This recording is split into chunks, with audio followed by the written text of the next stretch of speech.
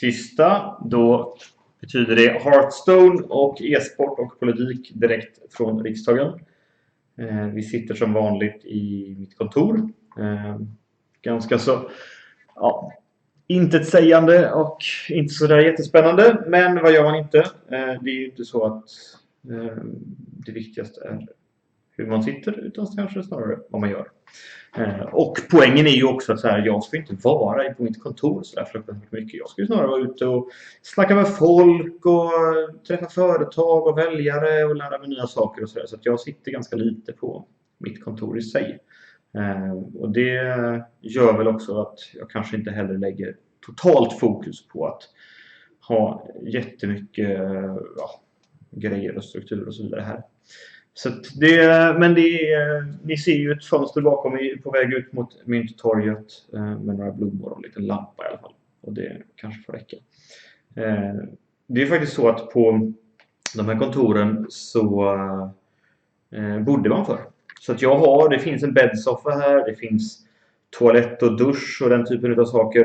För att förr i tiden så bodde då riksdagsledamöterna på kontoren. Vilket... Det var väl smidigt kanske, men jag tror att det orsakar också en hel del problem. Och det är inte bara av brandskyddsskäl vi inte får bo på rummen längre. Utan det handlar kanske också om att det blev ganska ensamt och därmed ganska deprimerande. Och jag vet att det var en del som hade problem med drickandet lite för mycket. Vilket säkert hjälpte till. Så att, men kul att det börjar titta in lite folk. Direkt och Evil Viking. Som jag ju båda känner igen från tidigare. Det är kul att ni kommer tillbaka och följer. Och så får vi se lite vad det dyker upp för människor idag. Jag vet ju att Evil Viking, vi har ju en innestående fight att ta dessutom. Så att, men jag tänker att jag ska avslöja mig själv och börja spela en liten Dragon Priest-lek. Som jag är lite sugen på att testa med Inner Fire som lite extra krydda i det där. Så får vi se hur det kan falla ut idag, helt enkelt. Det kan nog bli spännande. Jag slutade ju på rank 10 ungefär senast. Och det är väl det man får hoppas på att det kan tänkas bli ungefär den här säsongen också. Det blir ju ordningen speciellt nu med den nya säsongen som kommer av Ngoro. Så att jag hoppas att det kommer gå bra. Det blir ju lite annorlunda och jag tror att det är gött att få lite nya kort in i den här leken också. Det är ju fruktansvärt många kort som roterar ut, vilket ju känns lite... Ja, jag kan tycka att det är lite mycket på en gång kanske. Känns lite snålt och greedy av Blizzard att göra så. Men det kommer ju åtminstone bli lite nytt i alla fall också. Och till Evil, men jag kommer definitivt ha packs opening. Att det står 7... paket där, det betyder ju inte att jag har 5 stycken tror jag utav de nya, så jag har 2 gamla. Och att jag sparar de gamla beror på min son. Han tycker att det är väldigt roligt att öppna paket. Och dessutom är han förbaskat bra på att öppna. Jag tror att hans hitrate ligger på så här, var tredje paket drar han en legendary. Så att jag tänker att han får jättegärna fortsätta öppna mina paket. Framöver så får vi se vad det kan tänkas bli av det. Nu drar vi nog ut brand och ser vad de kan tänkas komma med. Så att jag tänker att men jag har ju 5000 i guld ungefär. Så att jag tänker att då blir det kanske nästa vecka då blir det lite pack opening av det hela. Det kan bli en kul sätt att göra det på. Då ska vi se. Gör vi nog ändå så här tror jag. Så vi får 2 drakar till.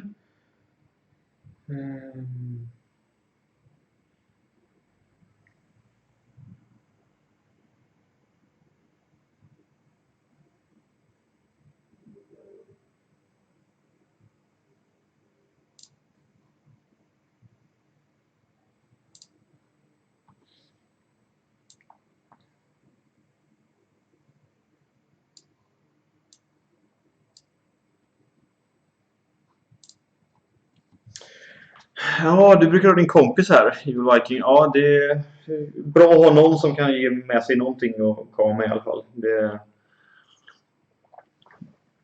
Jag hoppas helt enkelt på att min son kommer leverera.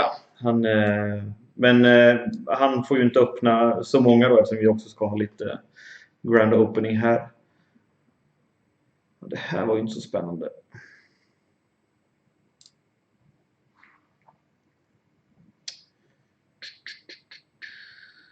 Vi får nog gå på med de där, tror jag.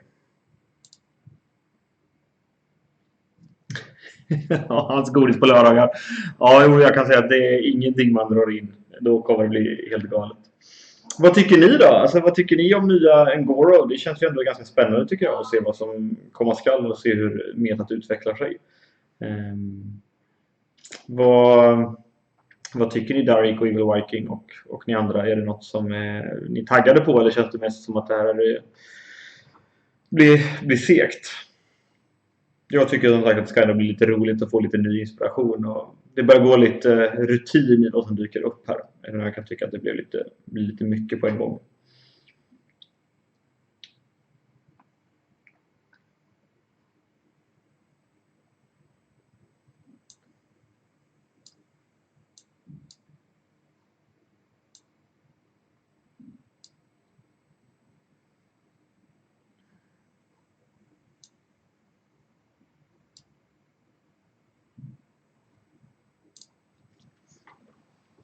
Ja, Discolog kan bli ganska spännande. Druid och Hunter, ja. Jag är ju gamla Hunter-spelare egentligen. Det var ju så jag började mest. Det tycker jag kändes som den mest spännande grejen. Men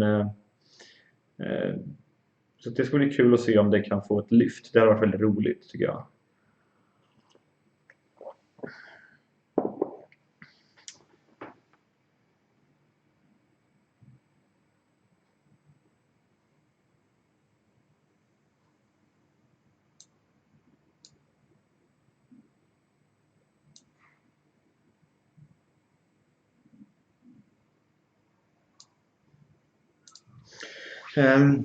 Jag tänkte berätta lite om, för det är ju så här att vi i politiken så är det är ju val om 1,5 år. Men grejen är att det som många missar, det är också att så här, det händer ganska mycket innan valet, alltså även i de politiska partierna. För att när det väl är val, då är ju alla så här valsedlar satta och så vidare. Men det finns ganska mycket snack redan innan de där valsedlarna ska sättas.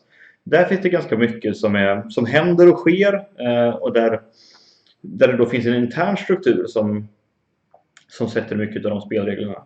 Och det är kanske lätt att glömma bort att det händer väldigt mycket innan det där väl sker också.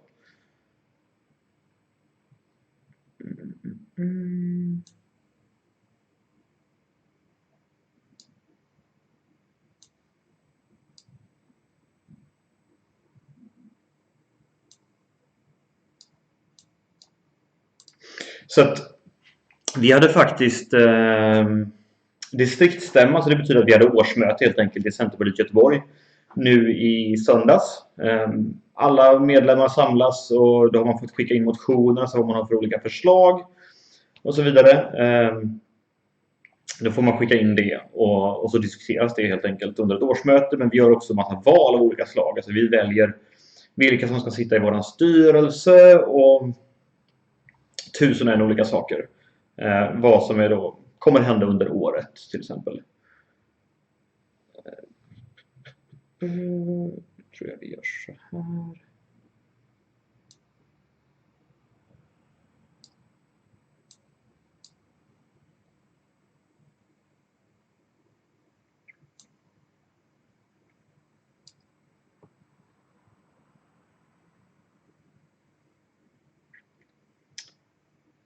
Och då är frågan.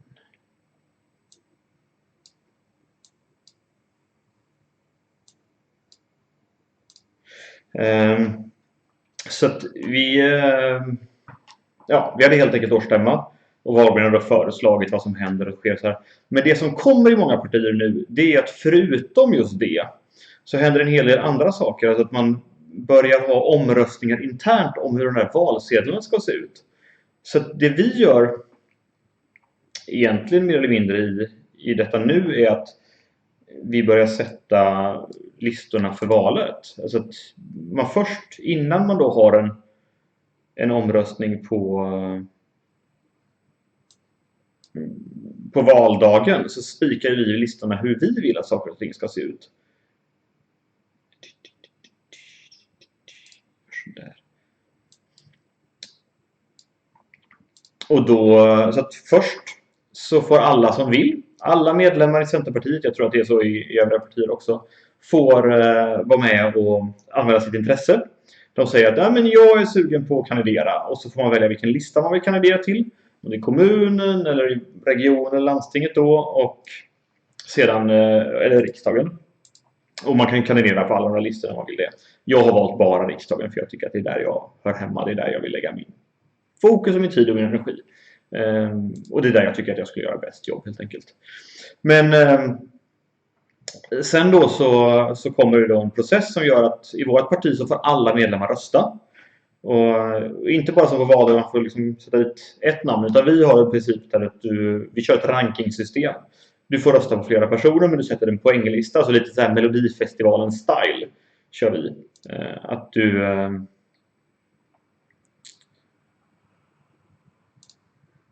du får helt enkelt rösta om vilka personer du vill se på vilka listor.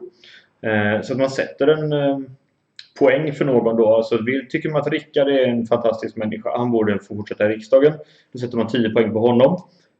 Och sen kan man liksom fortsätta då ifall att det skalar neråt till.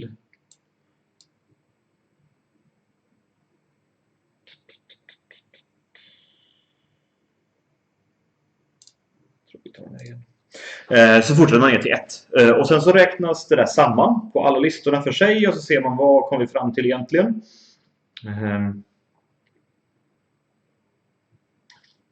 Det är väl lite spännande.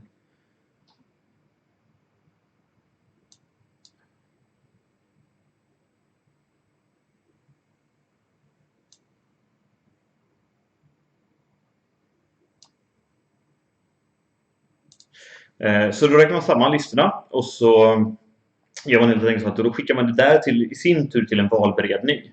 Där valberedningen då ska ta hänsyn till alla saker som finns att ta hänsyn till. Alltså det kan vara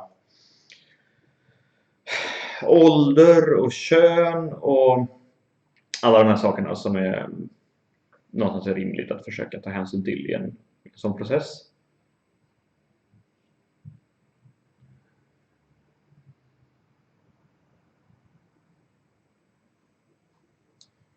Det är lite svårt.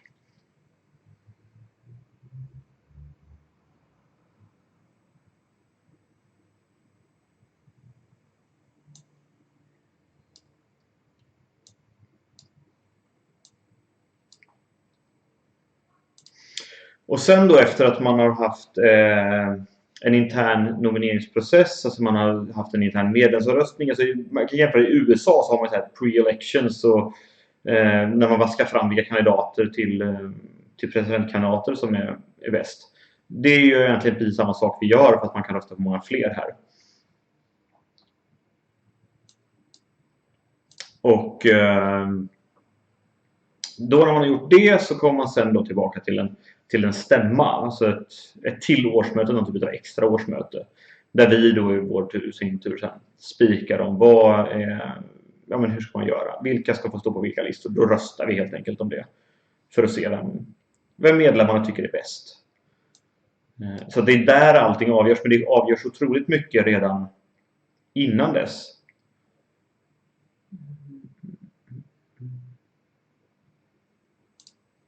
Vilket ju är ganska intressant, för det gör att om man vet om det, att det börjar dra ihop sig till den här typen av tider där det gäller att få övriga medlemmars förtroende och så vidare, då blir det rätt tydligt att en del politiker börjar positionera sig lite. Det blir tydligt att en del är mycket mer ute i media, de engagerar sig mer i olika saker, och det syns, för mig i alla fall, så syns det där väldigt tydligt att det har börjat.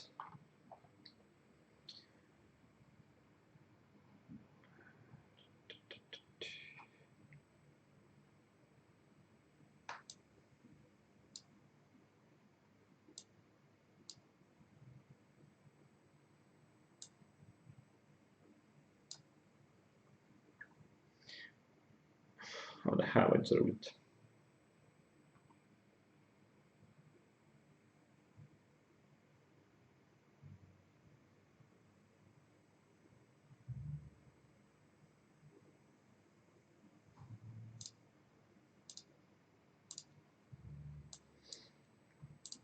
Så att de olika kandidaterna i olika val, de vill vara med mer i media, de vill göra mer studiebesök. Det är jättetydligt att folk därmed också så här, ja, vill agera på olika sätt för att positionera sig helt enkelt. Vilket jag märker väldigt, väldigt tydligt.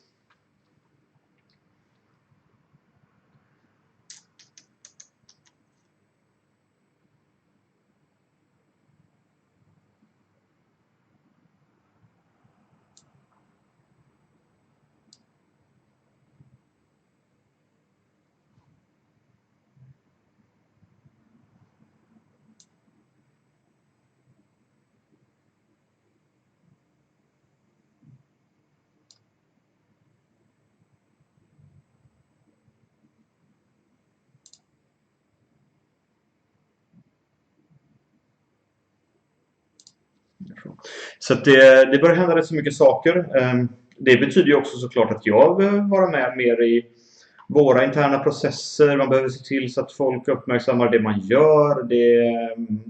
Ja, även om det är någonting som sker, man försöker göra hela tiden, så blir det ju också lite annorlunda stämning och struktur. Och tyvärr är det ju så att den här typen av grejer tar ju också fram det sämsta i människor. Det är många som då gör saker som de kanske inte hade gjort annars, och det är ju lite sorgligt att säga det, men det funkar ganska ofta så att folk beter sig på ett sätt som man önskar att de inte gjorde, helt enkelt.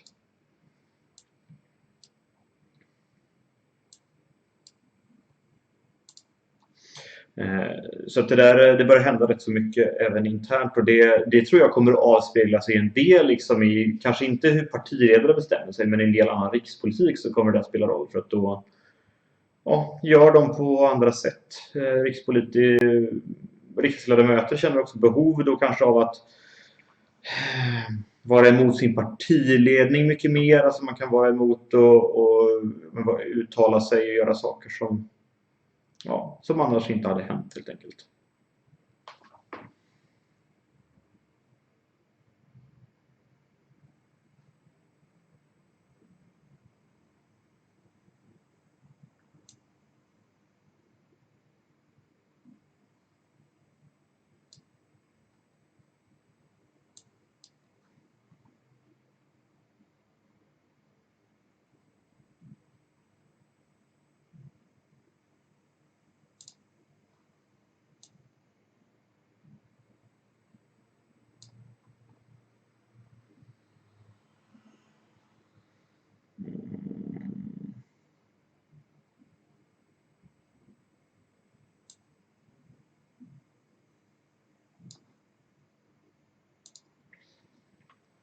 Ja.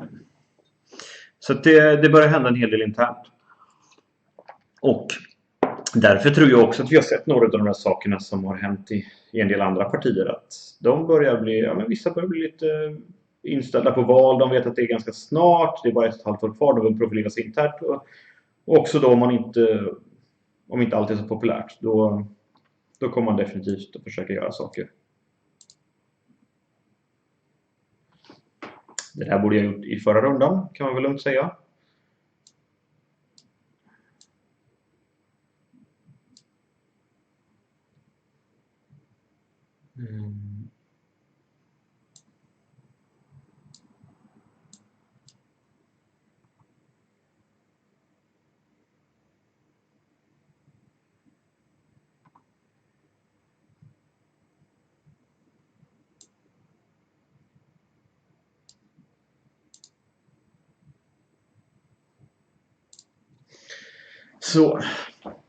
Så det är lite spännande vad som sker inom partierna.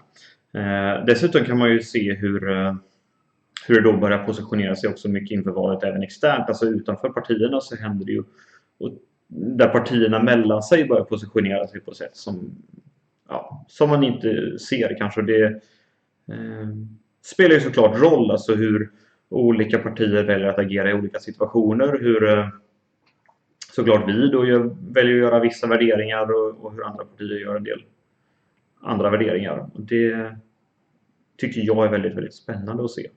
För att det påverkar politiken ganska mycket.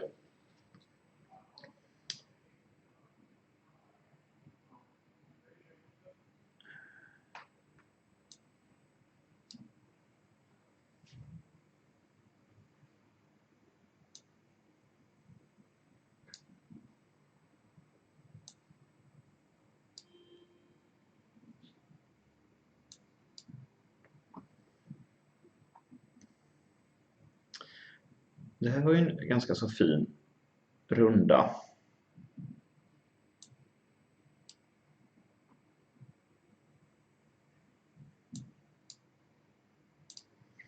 Nu tror jag han får lite svårt, den där Jared Green.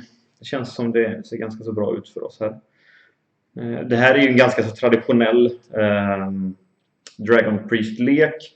Förutom att jag sitter ju inte inne på Ysera, utan jag tog mest med Malagos för att det är en stor drake. Och för att skrämmas lite helt enkelt. Jag borde ju såklart haft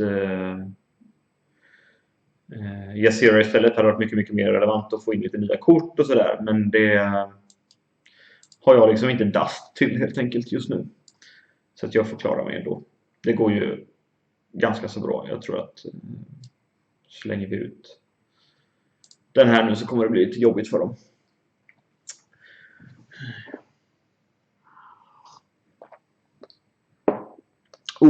Det där var lite tjurigt. Det är ju nu man hade velat ha lite en Shadow World Pain. Men vi får väl lägga upp några tons istället här.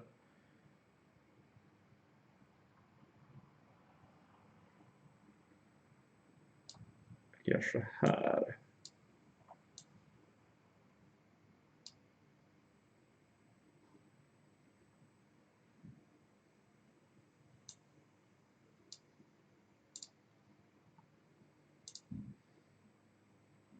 Borde vi kunna hinna före till... För jag har ju den där sen också att använda mig av. Det borde kunna räcka tycker jag.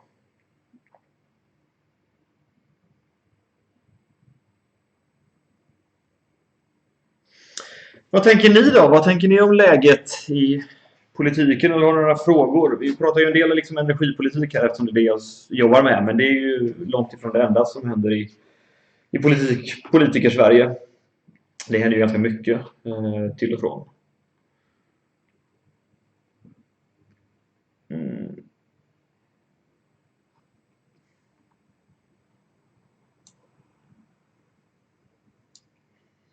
Slänger ut den till.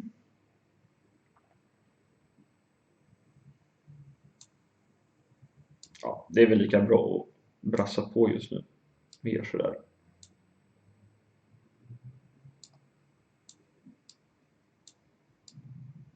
Han har ju inte en Deathwing till helt enkelt.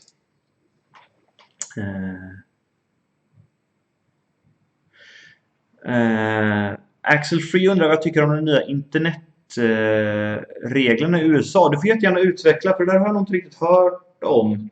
Och jag då tror att Sverige kommer röra sig i samma riktning. Jag vet inte, för jag vet ju att det finns regler om vad du får ha med på flygplatsen och så vidare.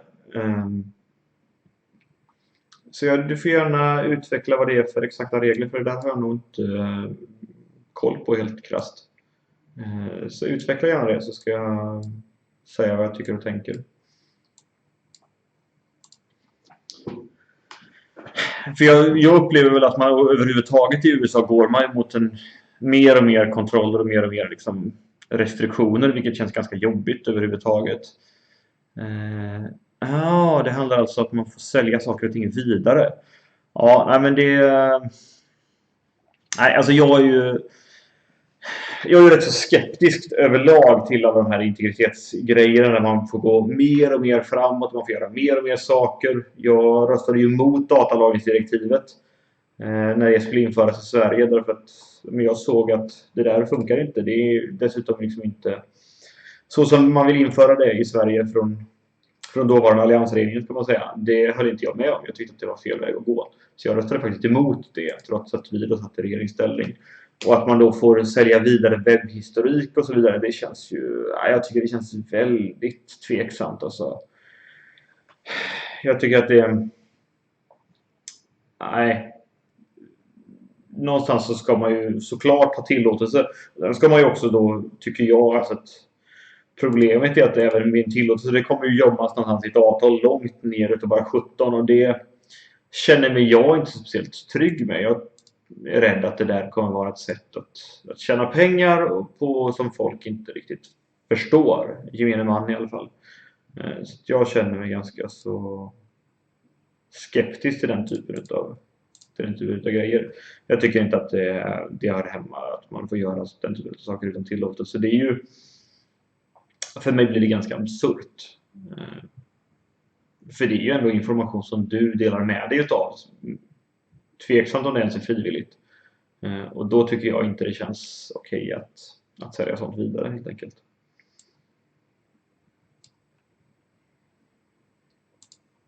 Nu kom däcklisten upp här lite fint också. Jag vet inte riktigt varför den har varit borta.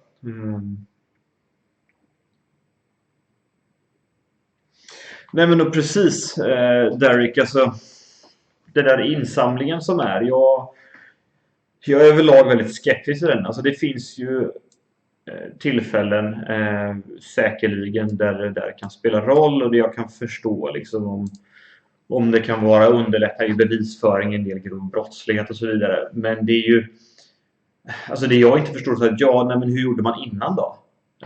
Det kan ju inte bara vara enda sättet. Och jag tycker att det känns som att man förenklar hela diskussionen väldigt mycket, och det gillar jag inte riktigt.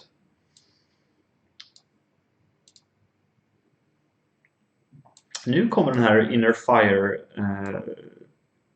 grejen, ganska snygg kombo, och få upp en 7-7 här på runda 3. Det är lite schamanvarning på det.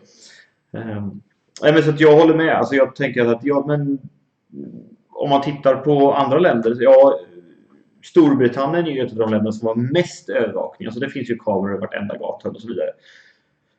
Men det är ju inte så att det sker speciellt mycket mindre brott där för den sakens skull. Det är inte så att man är överlag mycket tryggare i Storbritannien. Nej, men någonstans så måste man ju fundera på vad som är orsak och verkan, och vad problemet egentligen sitter. Och jag tror inte det sitter i den här övervakningen. Jag är ganska övertygad om att det inte gör det, utan det där handlar mycket mer om andra saker. Polisen behöver mer resurser. Jag lunchade med Polisförbundet för några veckor sedan, och jag har kollegor från andra partier som varit ute liksom, och varit med och patrullerat, gjort massor och andra olika grejer. Så att jag tänker att det där med en typ av saker är ju, jag tror att det finns andra vägar att gå. Det håller ganska många andra med också, så att jag tycker att det är väl dags att gå de där andra vägarna först, och det tror jag gör mest skillnad då. Precis som Pusilal säger, alltså när det gäller de här att internetleveranser till USA, så är det bara pengar. Det är ju det spelar roll, och det tycker jag inte känns som en rimlig väg att gå helt enkelt.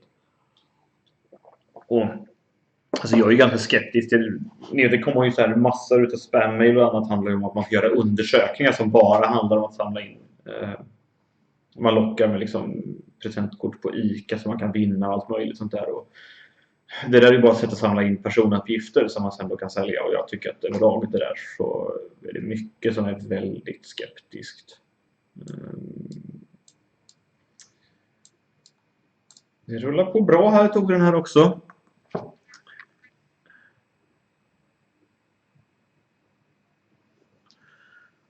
Jag var tvungen att kolla min mobil. Jag har tidiga möten på morgonen som jag behöver hantera, men det där såg ut att kunna gå bra. Nej, men jag håller med. Det där är ju bara, som Pusilal säger, det här är ju bara pengar som är klätt i någon typ av brottsbekämpnings klädsel. Du har helt rätt i det. Det känns som att det här i USA, så om det är så som du säger, så verkar det ju mest bara vara ett sätt att tjäna pengar, och det känns inte okej helt enkelt. Derek undrar om jag tycker att polisen och Säpo borde få möjlighet att implementera övervakningsprogram vara i personens datorer. Och säger också att man kan förstå det när det gäller riktade utredningar, men undrar hur länge det dröjer när de går över gränsen, att det gäller vem som helst. Det här är det klassiska problemet. Jag tycker att man stöter på det så himla ofta. Det börjar liksom som någon sorts terror, bekämpning och möjligtvis lite andra saker, men sen så slutar det där i att det där sker på var och varannan grej. Jag tycker att det är klart att när man så här från integritetsvänner som jag själv säger men det här blir ett sluttande plan, och varför kan vi inte tillåta någonting överhuvudtaget, så låter ju det också som någon typ av hot. Problemet är att jag upplever att det är precis det som har hänt i mycket av de här sakerna. Alltså jag upplever att det är väldigt mycket så att man har gått åt det hållet. Att det börjar liksom lite oskyldigt. Men sen går det liksom mer och mer. Och problemet är väl att de som då gillar de här övervakningsgrejerna och så vidare. I samband med de här terrorbrotten som ändå har varit och skjutningar och annat. Ja, men då tar man också chansen. Man passar på och så vill man få till olika grejer. Man får till olika ny lagstiftning. Och sen att man ser sin chans. För det jag upplever är att det är ju väldigt få av de här skjutningarna och grejer som faktiskt hade förebyggts på något sätt med något av de grejerna vi har till buds nu. Och det känner vi har ganska stor oro inför, att man tullar vidare och vidare och det blir så förbaskat svårt att rulla tillbaka. Jag är liksom så fascinerad över hur diskussionen kan gå så ändå liksom hett och vara så het när det gäller saker på nätet, men man är helt likgiltig inför att det är inte applicerbart någon annanstans i samhället. Det är ju inte så att du öppnar folks fysiska post. Alltså vore jag, nu kan man säga vad man vill om postens leveranssäkerhet, men skulle jag vilja planera att då skulle jag börja skicka brev, för det är ju uppenbarligen så att det är ju det som definitivt kommer fram utan att man öppnar det. Jag blir liksom lite skrämd i att varför gäller saker så himla tydligt där men ingen annanstans. Det känns jättekonstigt för mig. Jag tycker att det är en sån himla konstig debatt och det känns lite ledsamt. Att det finns ingen konsekvens, det finns ingen rim och reson. Jag ser ju bara hur det går åt fel håll. Jag tycker att Johan som sitter i justitieutskottet för oss i Centerpartiet, han gör ett kalasjobb, men det är också svårt. Det är skitsvårt att hålla emot den här utvecklingen på ett bra sätt. För det finns så starka krafter som vill göra det. Och det är samma sak i den här brott- och strafffrågan. Alltså, det går hela tiden mot mer och mer brott och grövre saker. Och man ska liksom, inte mer och mer brott, men hårdare och hårdare straff. Liksom, enda sättet att hantera brottslighet handlar om att ha högre straff. Och jag tror inte på det. Jag tror inte att det är enda sättet. Det är klart att det finns en hel del avarter där det har varit helt orimliga grejer. Där det har varit så här, typ handgranater har inte klassats som vapen utan mer som explosiva varor. Därför har det funnits saker. Det finns mycket man kan göra på andra ställen. Men att bara tro att hårdare straff löser saker, det tror jag helt enkelt inte på. Det finns ingen bevisning någonstans som stödjer det heller. Så att jag gillar inte den där utvecklingen mot att det är så det argumenteras. För jag tror helt enkelt att det är fel. Och det är jag helt övertygad om.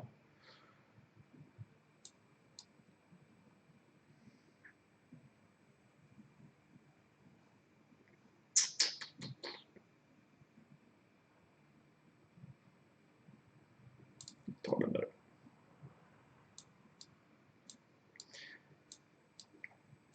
Och Jocko undrar det här om begalfrågan inom fotbollsmatcher. Ja. Alltså personligen så är det så att jag har lite svårt att se varför det vore rimligt om man på något sätt kan hantera situationen på ett vettigt sätt. Jag tänker att det går att ha en alldeles utmärkt fotbollsupplevelse utan en bengal. Jag har varit på en hel del fotboll i mina dagar. Jag har varit på så här, engelsk ligafotboll exempelvis. Jag har sett både Liverpool hemma på Anfield, jag är Liverpool-fan. Men jag har också sett dem på bortaplan. Jag var på Old Trafford och såg 1-1 matchen i januari. Men jag har också sett Arsenal på Emirates och sådär. Så att det är fantastisk stämning. Det är jätteintressant och det spelar inte så, där har man inga bengaler. Fast för mig så är det lite av en icke-fråga. Jag förstår inte om att det kan vara så himla stort. Och då tänker jag snarare på så här, säkerhetsfrågor och att det ska vara en bra stämning för liksom alla andra som går på fotboll. Det kan inte vara så att bengalerna är enda sättet att få stämning på fotbollsarenan. Jag tycker att det känns genuint konstigt om det skulle vara så. Så vi ser om vi ska ta på den här.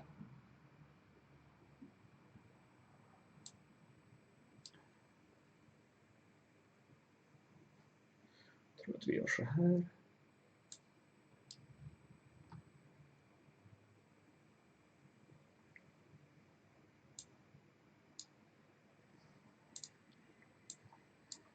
Så att jag ser ingen jättepoäng med att det måste vara bengaler. Jag tycker att det är väldigt roligt med tifon, kan man säga. Jag tycker att det är väldigt häftigt. Det kan skapa en väldigt schysst liksom, tv-bild och bra grejer. Men ja, att du måste hålla på med bengaler och du ska smuggla in dem och hålla på, det har jag aldrig riktigt förstått, om jag ska vara ärlig. Det kanske är naivt av mig, vad vet jag.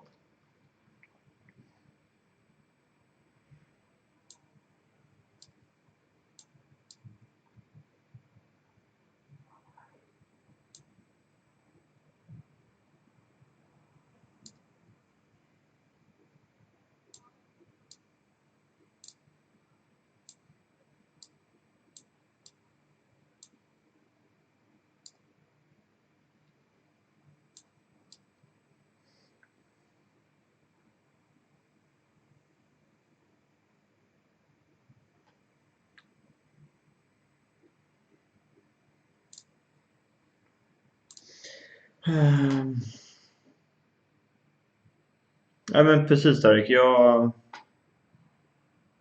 Jag ser inte liksom någon jättegrej med bengaler heller.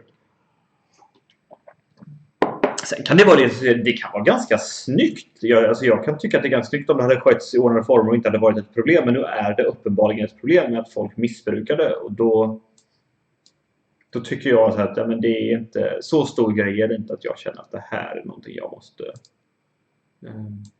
vara med och stödja eller jobba för. Eller vad man ska säga. Nu borde jag ha tagit något annat där. Men det känns som att det inte kommer att vara avgörande för den här matchen.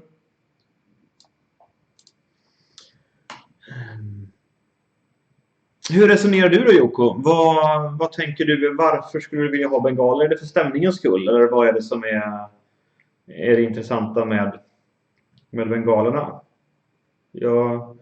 För jag upplever liksom inte riktigt det där grejen. Men du får jättegärna berätta och dela med dig. Jag tänker att det är ju lite det som är en del av poängen med streamen. Att få in andra tankar och synpunkter. Inte bara att jag håller låda själv. Utan att vi resonerar saker framåt tillsammans. Det tycker jag är en av de roligare sakerna med att vara politiker överhuvudtaget. Är att man får prata med så otroligt många spännande människor. Som har tankar och idéer. Och tycker att det är roligt att diskutera. Och jag får lära mig sjukt mycket, kan jag säga. Hela tiden. Det kan vara liksom allt ifrån hur du... jag var på ett studiebesök för 1,5 vecka sedan. Där det var några som hade utvecklat en metod för att ha renare vatten i vattensystemet, typ element. Jag hade ingen aning om att det fanns problem ens. Men man får lära sig saker. Eller jag försöker ju vara ute så mycket som möjligt och träffa olika människor som har olika syn på livet och olika saker. Och det var ju det roliga, tycker jag, bara med att ha distriktsstämma, alltså årsmöte i Centerpartiet i helgen, att jag får lära mig så himla mycket saker av alla andra människor som är där, för att de lever ju sitt egna liv. Jag håller på just nu och skriver en debattartikel tillsammans med en hästföretagare som då har en del upplevelser om hur saker och ting funkar och kanske framförallt inte funkar. Vilket är ju skitspännande. Så att jag tycker att det är väldigt roligt att få vara med på alla de grejerna. Det här var lite spännande presslek. Jag gissar att den kommer få en silence här. Exakt. Snygg start får man ändå ge motståndaren i fråga. Jag gissar att den här kommer vi inte få så stor nytta av ändå. Så att den kan vi ju dra ut. Jag tänker att när vi spelat klart den här matchen också så ska vi köra någon typ av utmaning. Så får vi se om vi kan hitta någon som... jag vet att Evil Viking ville ju spela den förra veckan, men vi hann inte riktigt med den också. Så jag tänker att det kan vi göra den här veckan.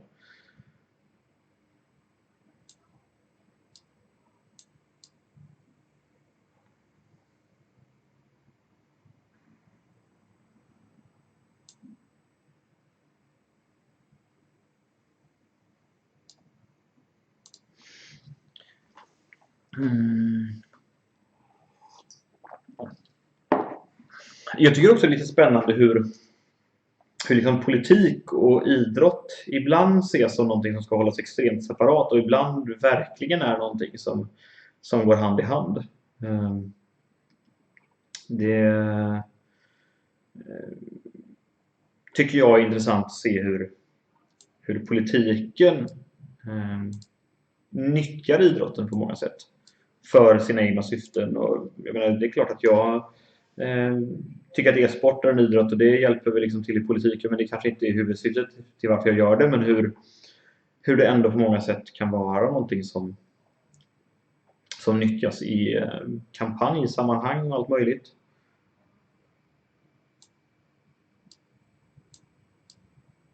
Det finns ju rätt många sådana exempel. Och det har ju liksom, det finns något som heter fotbollskriget i Sydamerika där man startar ett krig mer eller mindre på grund av olika idrottsliga grejer. Så att det är ändå rätt intressant tycker jag.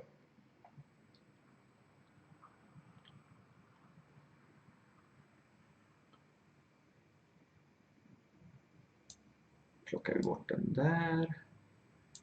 Plockar vi bort den. Drar vi ett kort. Och så låter vi nog den där bak kvar. Tror jag. Ja.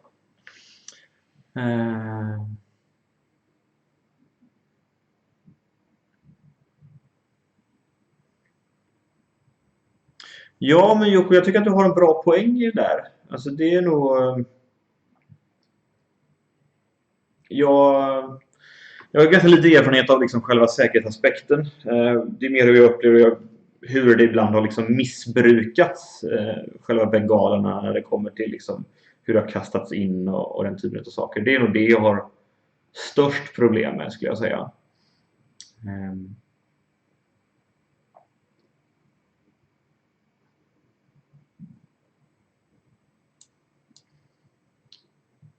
För det stör mig lite, alltså, och jag tycker att det finns en säkerhetsaspekt i det också, att du som idrottsutövare ska inte behöva känna otrygghet på det sättet. Och jag menar att det försenar matcher, det är ju bara störigt. Det finns ju för sig mycket man skulle vilja liksom ändra på när det gäller fotboll och försena matcher. Det har varit spännande att se lite effektiv tid på slutet till exempel ibland. Men där är vi ju inte riktigt just nu, kan man väl lugnt säga.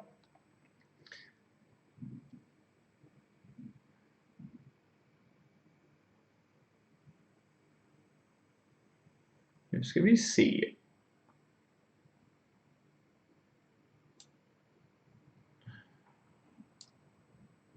Jag tror vi gör så där.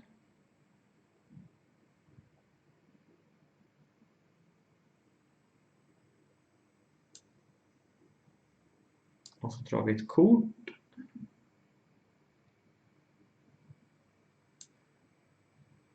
Aj då. Det var ju inte så bra. Jag skulle ju ha snott han sån där först. Det var lite orutinerat.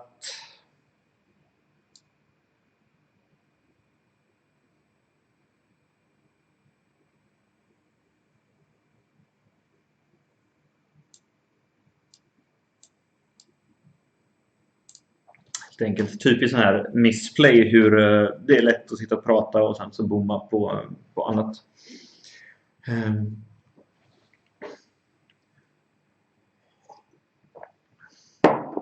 Nu kanske han också har en inner fire. Titta där, ja. Snygg kombo. Bra spelat. Den vill man ju gärna ha upp något annat på där, ja. Ska se om vi kan få upp något skojsigt här. Det hade varit väldigt fint att till exempel plocka upp den.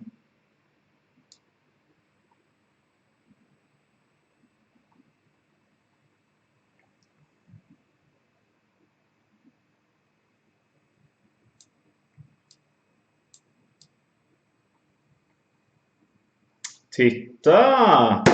Fint, trots att jag bommar där innan. Det ser ju ganska bra ut just nu. Får en ganska bra winstreak här. Det hade varit fint att gå upp till level 15 så småningom också. Men vi får väl se om Evil Viking vill ha en match här då. Det kan vara dags. Ja, men titta. Nu är det lite fuskigt. Nu vet ju han vad jag har spelat här hela vägen. Så att jag funderar på om vi inte ska ta något annat. Det här är ju något mer av en plojlek. Men det kan vara värt att spela den bara för att den är rolig. Om inte annat. Sen är det så att vi har ju varje tisdag så träffas hela Centerpartiet. Vi internt då.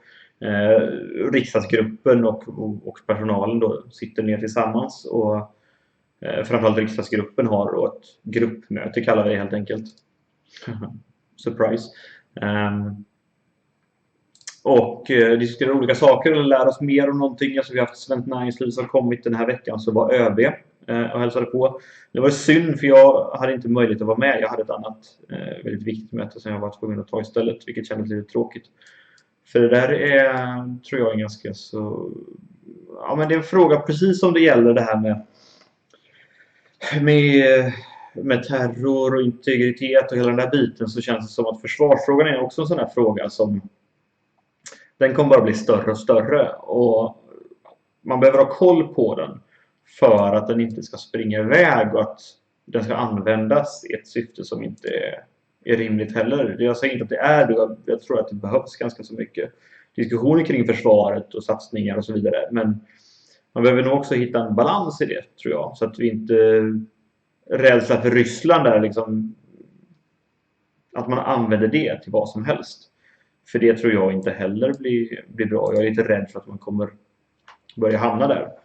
Och det tycker jag känns lite oroväckande, att alla som vill någonting kommer säga att ja, nej, men vi ska göra så för att det är Ryssland. Och sen kan man ha bättre eller sämre grunder för det. Självklart tycker jag att jag har bättre grunder för det när jag säger någonting. Men jag tror att det blir viktigt att hålla lite koll på det så att det inte spårar ur. För jag kan känna att det finns lite risk för det. Frågan är vad vi ska dra iväg med nu.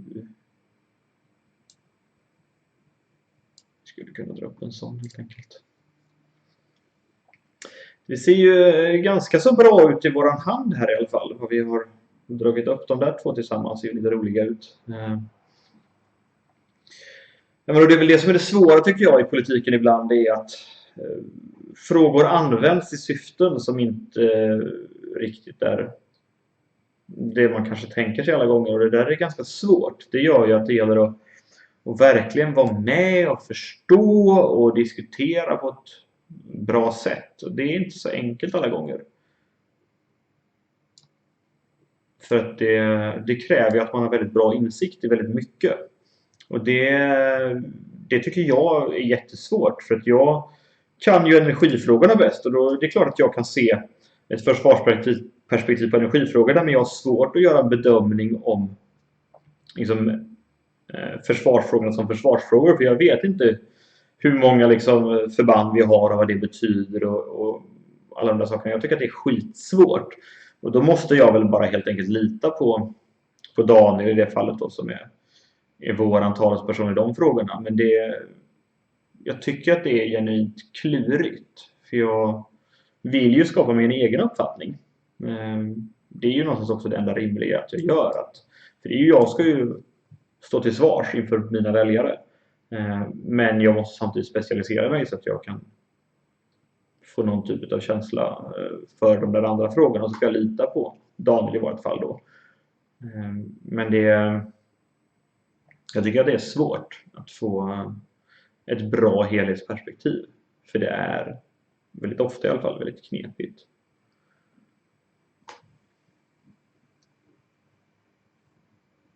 Jag tror vi kör ut våran sån där först.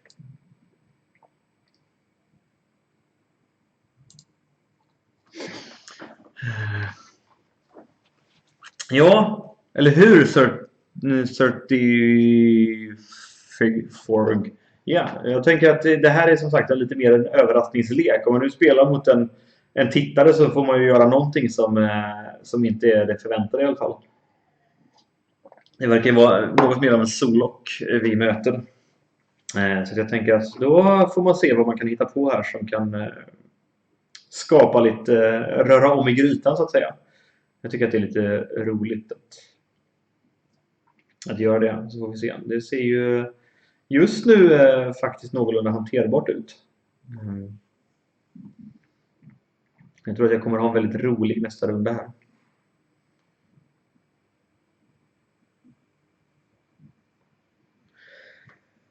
Och det som är lite kul är att för jag kör ju först på svenska och sen på engelska här nu.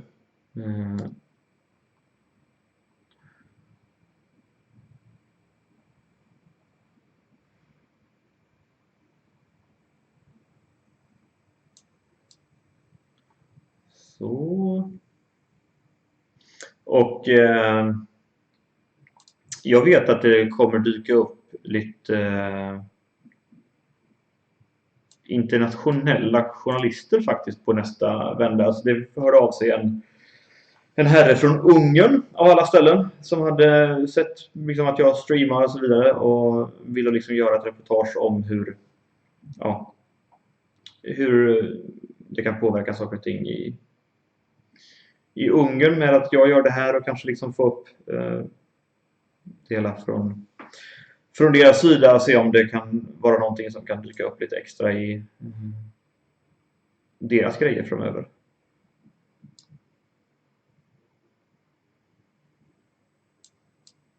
Nu kommer det, får vi se. Vad får vi för något då? Det var ju inte jättebra utfall på det här.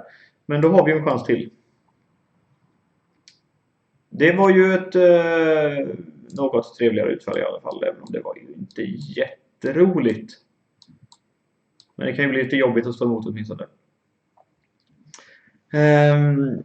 Ja, men Jocke undrar hur jag tror att klimat- och energifrågan kommer vara när Sverige går till val 2022. Det är lite kul. Så för jag upplever i alla fall att det händer otroligt mycket på det här området. Ja, vi har ju en energiöverenskommelse som vi kom överens om 2016. Vi har också en klimatöverenskommelse. Så båda de här frågorna finns det så här blocköverskridande överenskommelser på. Men det jag tror är alltså att det kommer hända saker så fruktansvärt fort. Det här är någonting jag är ute och pratar om ganska mycket. Jag är ute och jag är ute och håller föredrag ganska mycket. Och då pratar jag väldigt mycket om hur jag tror att energisystemet kommer förändras. Vad jag tror kommer ske och vad jag ser med teknikutveckling och annat. Så är det någon som tittar som vill att jag ska komma ut så kommer jag jättegärna ut och prata om det. Jag brukar göra lite turnéer lite här och var. Och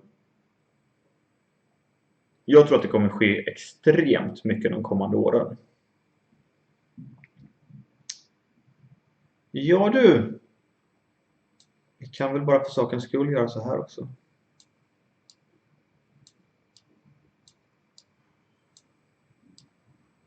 Och så får vi tacka för god match. Södervelid eller Evil Viking. Men så jag tror att klimat- och energifrågorna kommer att ha hänt så otroligt mycket. Det är så otroligt mycket teknikutveckling som sker. Så jag tror att vi kommer att ha en helt annan diskussion. Jag tror att det kommer inte vara så himla mycket diskussion om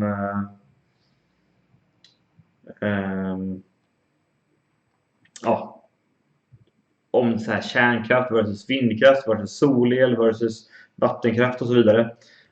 Jag tror att det kommer vara en helt annan diskussion för vi kommer ha helt nya tekniker. Alltså med den utvecklingen som är på när det gäller kostnaden att det blir så otroligt mycket billigare att bygga solel och att bygga vindkraft och dessutom batterier och så vidare så tror jag att det är mycket som idag upplevs som problem som inte kommer vara problem längre för att det där är tekniskt hanterat.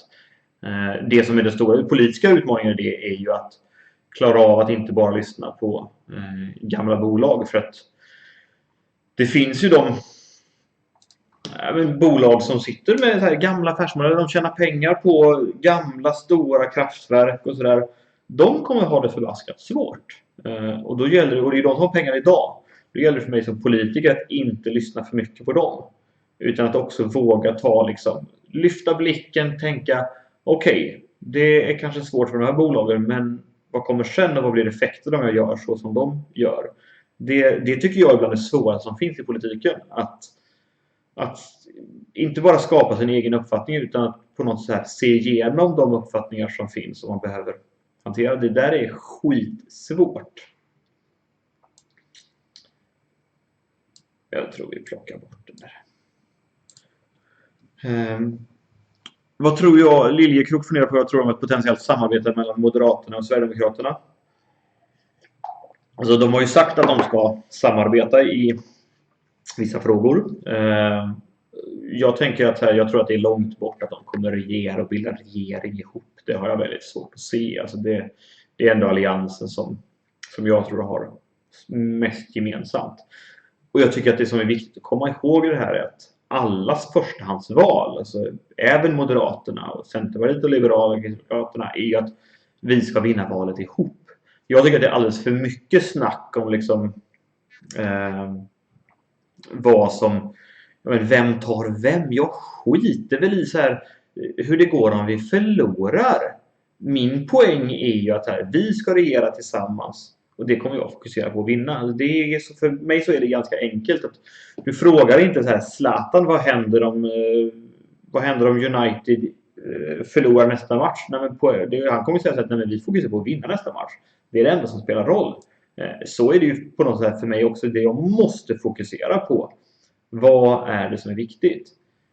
För mig är det viktigt att vinna nästa val tillsammans med alliansen. Då tänker jag ju gå till val på det. Jag tänker kämpa för det. Om jag börjar fundera på allt för mycket, det är klart att man ska ha liksom en plan och sådär. Men om jag börjar hela tiden fokusera på vad händer annars och det är det om frågorna man svarar på, så blir problemet att då har jag ju redan förlorat. Alltså då har jag ju redan missat hela poängen med det jag gör. Att någonstans ändå försöka regera tillsammans med alliansen. Så att jag tycker att det där är det är lite sekundärt. Om då alliansen kommer vara kvar efter valet.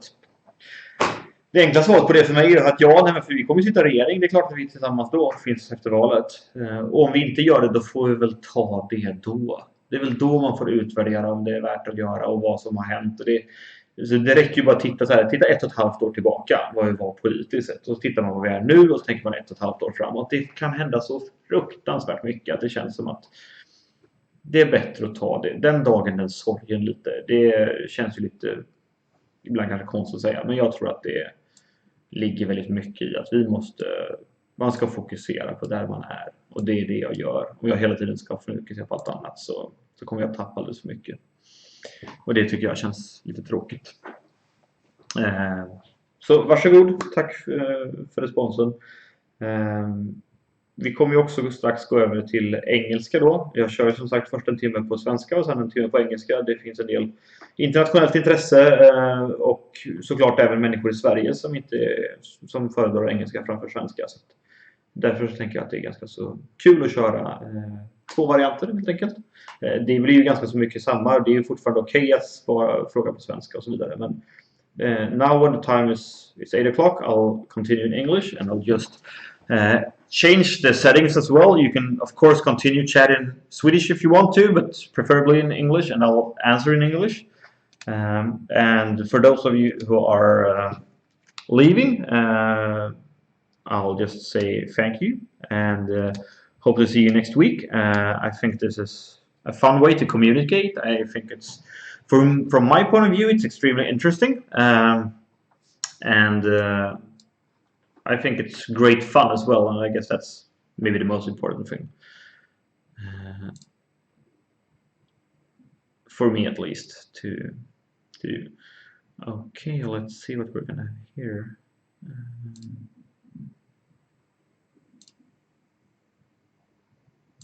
Probably need that one better than anything else. Kungan asks if Sweden has never been safer, and it depends on which kind of safety, I'd say. The statistics says that, well, Sweden is rather safe.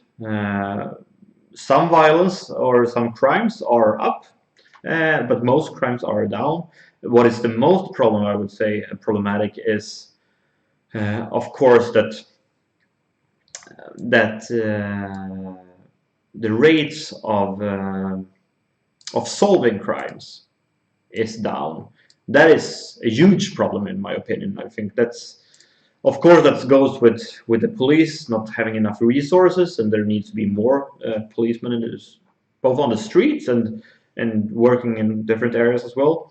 That is, of course, a huge problem. But I'd say if you look at most crimes and most violence, yeah, it's down. Even the rates of people reporting crimes. So in that sense, sure, it's never been safer.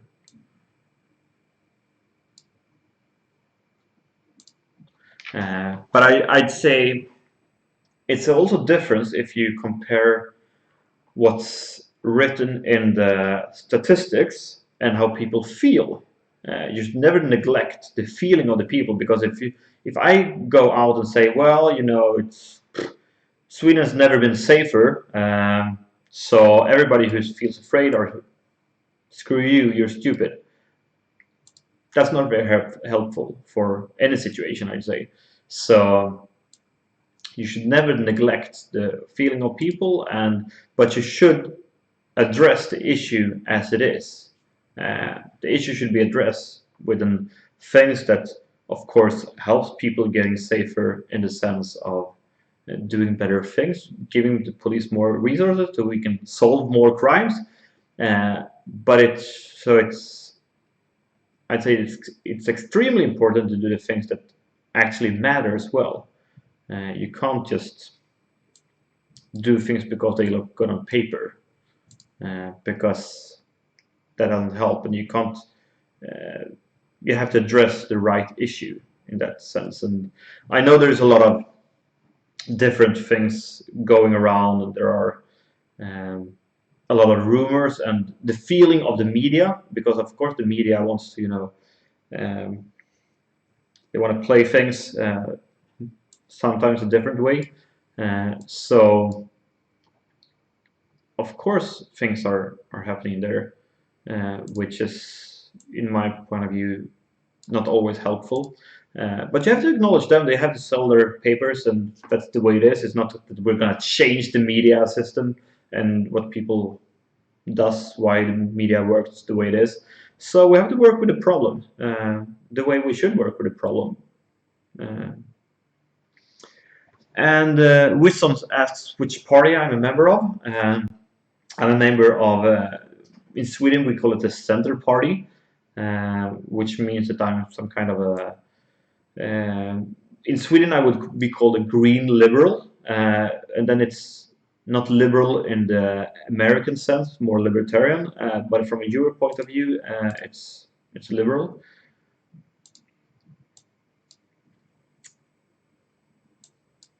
And ooh. And within the Center Party, I work with the climate issues, global warming, and also energy policy. So which means basically the climate issue is an issue of the climate is an issue of energy, but that means, I mean, heating. It means gas, petrol, that kind of stuff you put into a car, and also electricity, which is kind of nice, I think, because those things interact with each other, so they work kind of together.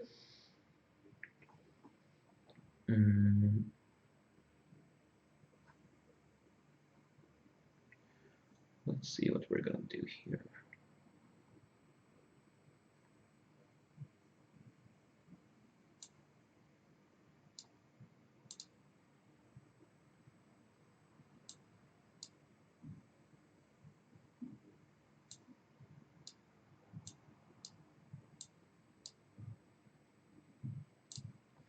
This looks rather good as well, I think, because if he has Deathwing, I'll just counter with a Deathwing. And I've been a member of the parliament for 5.5 years. I are running for re-election. We have election next year in Sweden. I hope to get that the Swedish voters first our internal voters within the party, because we have some kind of nomination system, that they will give me their votes, and then in the real election in September.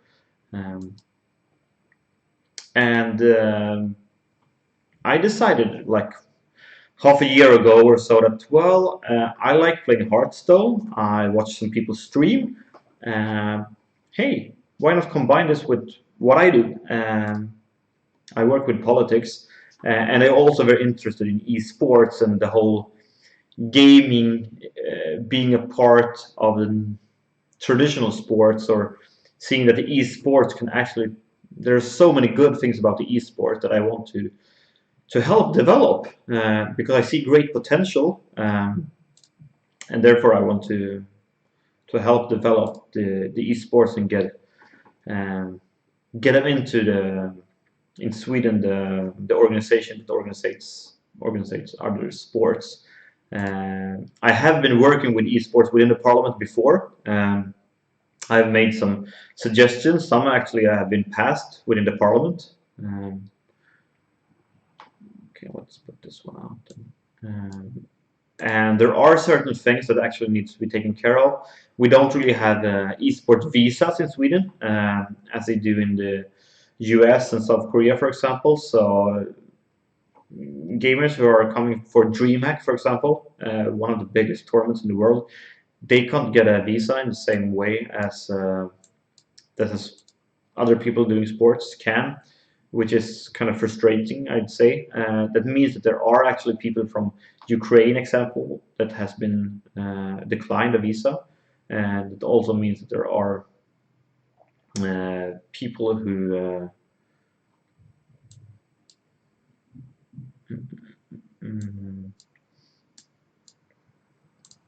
people from Russia who doesn't get a work permit to actually come here, compete together with the Swedish teams, and to form part of a team, which is, yeah, to me, all these things feel just a bit weird and not very helpful, I'd say.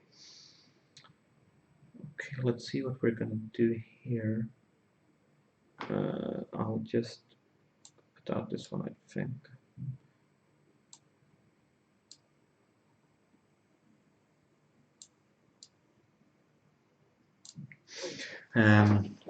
So I've been doing that for quite some time. I think it's extremely interesting. And by the way, yeah, hi Priest Cook. Hi, nice seeing you again.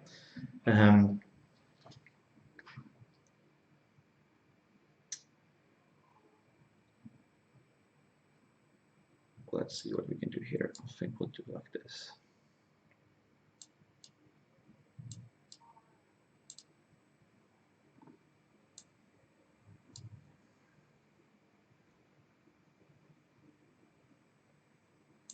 That's a nice one.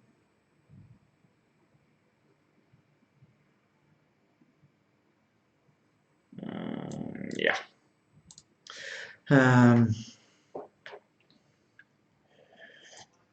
So Axel Free asks what I think is the most important steps that can be taken right now to improve the energy field in Sweden.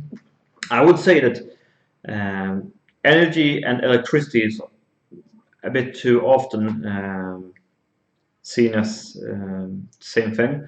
I would say that the energy system with the electricity part it's rather good at the moment. We had an agreement, and it was a good one. I think that we solved quite many, at least, of the issues that was problems. So I think we have taken care of some of the really tricky parts.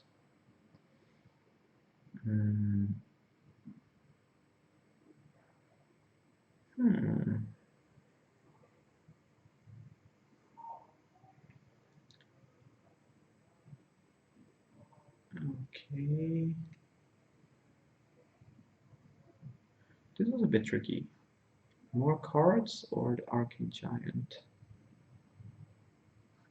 I haven't spent so many.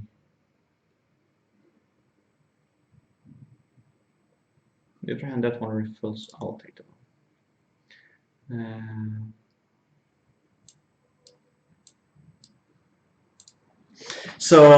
I would say the most energy field that needs to be taken care of are the fuels, how to handle our transportation system in a much better way. I think that's actually one of the toughest ones. It's really tricky, but it's also one of the most necessary things. I think we there are solutions. I mean, we have electric cars and we have a lot of other things, but there's a lot of things that needs to be taken care of, which is rather tricky, I would say.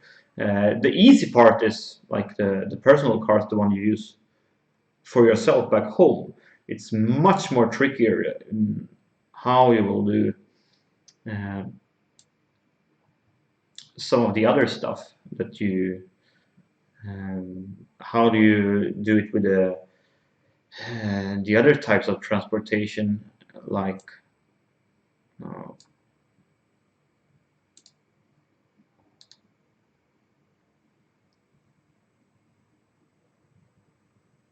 I'll just stick to that one, I think. Yeah. I mean, heavier transportations. How do you solve the issues with trucks doing emissions? And you shouldn't neglect other things. I mean, like things with that's working.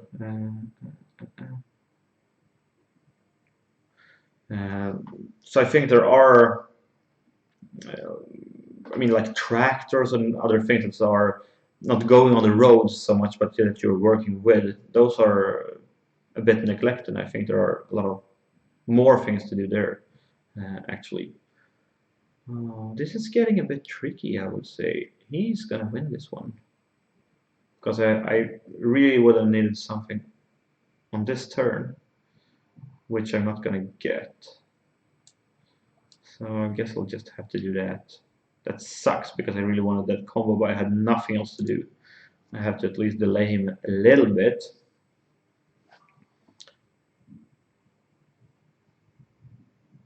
And that didn't really help either. I think I'm screwed here. But also, as I said in the Swedish streams previously, part of this for me is learning a lot, because I think it's great fun to have this stream, because it's as some politician goes to the supermarket and discuss food prices. Well, this is my way of going here and discussing other stuff. I mean, this is a way for me to meet people that cares about the things I do care about. So let's see what we're gonna do here. We'll just take out that guy, I guess. No, we should maybe have taken out him. Oh, well, doesn't really matter. He's gonna win anyway. He's got way too good here.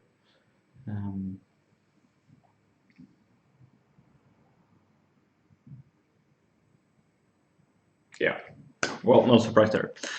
So this is kind of my way to meet voters and to meet people, get new influences. From my point of view, this is not really about gaining as many votes as possible. For me, this is more about promoting esports. And the fun thing is that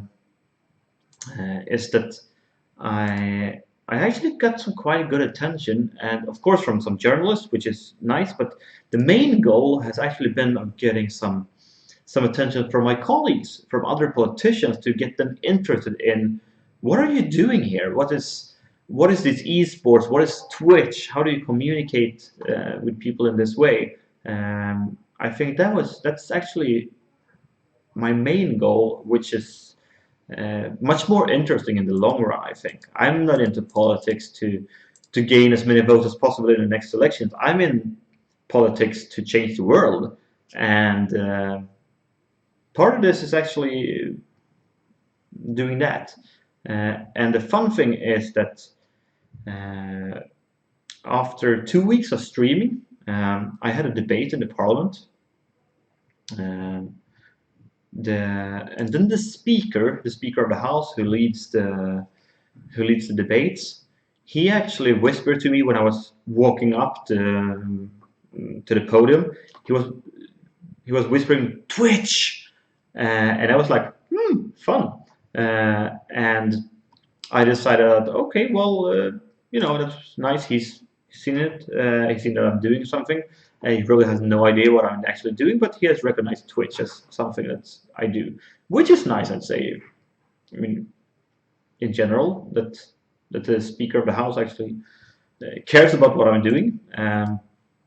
But after, and that's the most fun thing, I would say, after that debate, because we had a break and then we were voting and we were debating again, he was kind of calling me out because we had 5 minutes of break. He was calling me out saying, "Hey, Richard, what is this Twitch? Tell me, what is it about?" And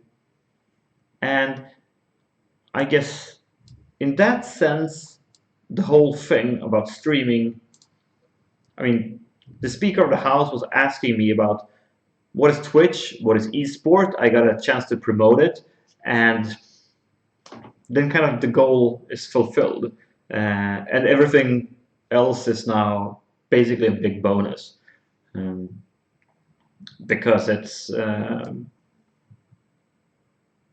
my goal was to maybe, I mean, change the world a bit in that sense, but also to promote the esports as a thing. And I've done it to so many people, to so many colleagues within the parliament, and that's been extremely valuable, I think, because the more people we can get to understand esports and the concept of esports, doesn't have to be that they agree with everything, but as long as they know what it is and think that this is something that has to be reckoned with, then I'm happy.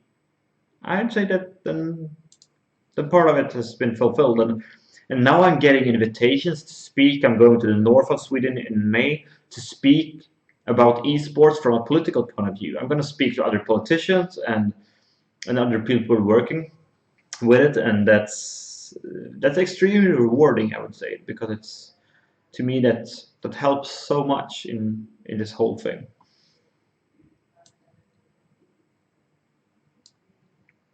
Let's see what we can get here. Too bad. I should have had the other one. That would have been nice.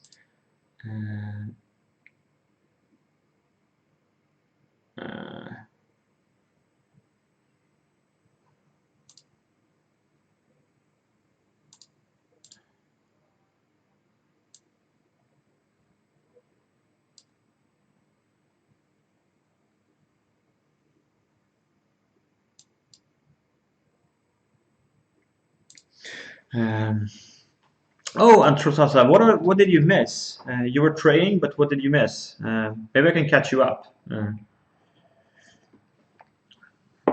I'm actually, usually my plan is also to go training and go to the gym after these sessions, but this evening I'm going, or not going, I'm having a phone conference. That's part of this life, that you're actually never really free to do what you want. I think there's always something happening, which is a bit frustrating from time to time, I have to say, but that's kind of the life I've chosen to live. Can't really get him.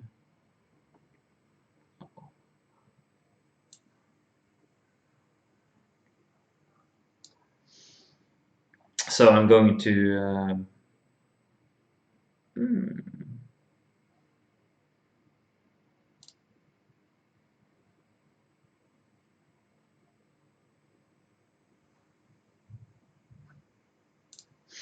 yeah, so usually anyway,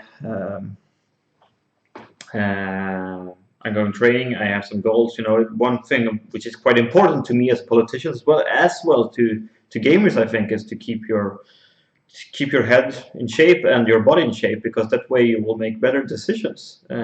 If I'm in good shape physically, I make more mentally stable decisions. It's quite easy, and I think the same goes for gamers in general, and that's quite proven. If you want to concentrate for long times, and then you definitely have to work with it. You have to work with your body. So I usually the good thing is that I do have at our one of our staff members who work with climate issues. She's or was, because now she's pregnant, and all the problems that causes, in a sense. Um, she used to be top 50 in Sweden in marathon, so she's really good. And it also is very useful for me, because then I can use her knowledge to practice better. So she usually helps me a bit with the training.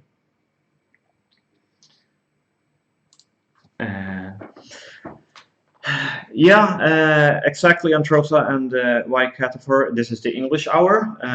But of course, I take questions in Swedish as well if you want to. But I'm focusing on English at the moment, because I know there's an English audience that might not be as big as the Swedish one, because there's so much more competition.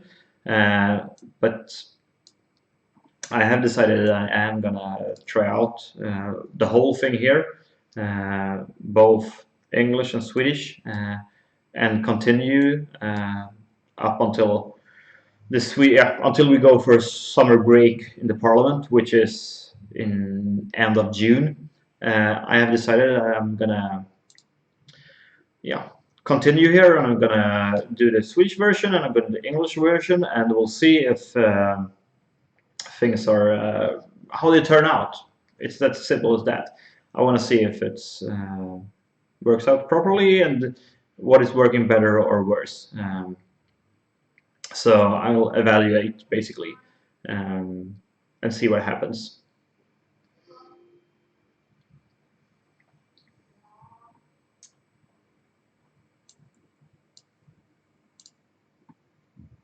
And that's why I do both an English and a Swedish version at the moment.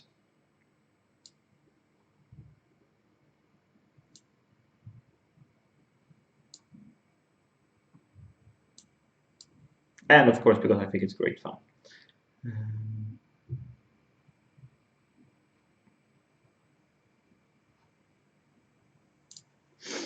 So yeah, as Antrosa says, yeah, especially StarCraft, and when you're using your wrist in that way, you definitely have to have good wrists and good, basically a lot of stuff, because of course working with your hands in that sense is extremely important, but it's also extremely important because you're making so many decisions, you're making them constantly, which is something you have to take into account, I think. Okay, let's see what we can do here.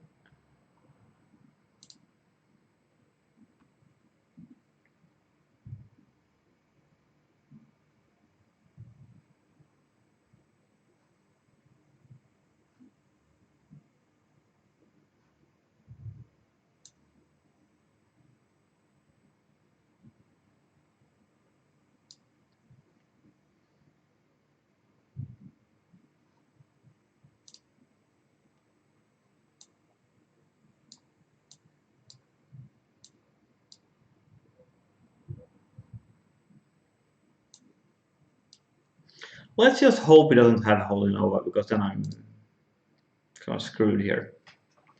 Yeah, there's a hype for the expansion, definitely. As I asked in the Swedish version, what do you think about the expansion? I think it's going to be, from my point of view, I think it's going to be great fun to see what happens to the meta, and hopefully there'll be some changes. I think that it will be a bit weird that they're rotating out so many different ones at the moment, but I think it's going to be extremely interesting to see how the meta develops. I think it's time for a bit of a change. I think that these Jada decks is a bit too strong for my opinion, but it will be very interesting. And RMR 2023 asks if I work at the Parliament. No, I don't work at the Parliament. I'm a member of the Parliament, so I'm elected. There's a difference there. So I.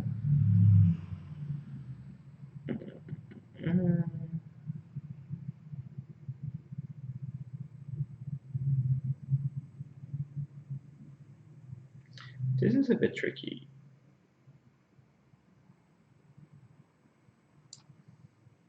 Hold it like this.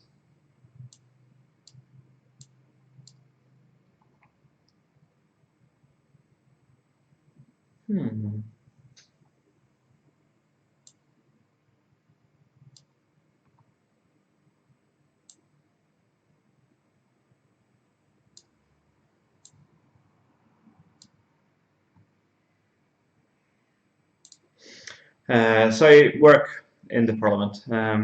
Would I would like to see Olympic Games for computer games? Well, I know that FIFA has been taking part in X Games. Why not? I think there are a lot of Olympic Games, especially, I mean, if you different kind of shooting. That's not called shooting, is it? I don't know what it's called in English, but rifle. I mean, that is not that different from what we're doing here. Especially nowadays, I mean, you're doing that on electrical targets, so it's not that strange to do it in other ways as well.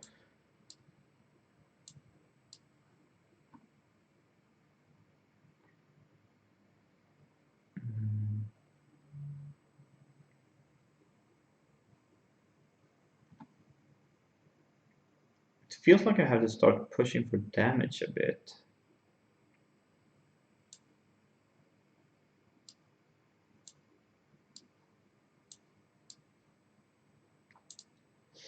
So yeah, it would be really nice to see those Olympic Games. I think there are a bit into the future. I mean, the sports and the industry is so slow in so many ways, which is kind of. Oh, thank you.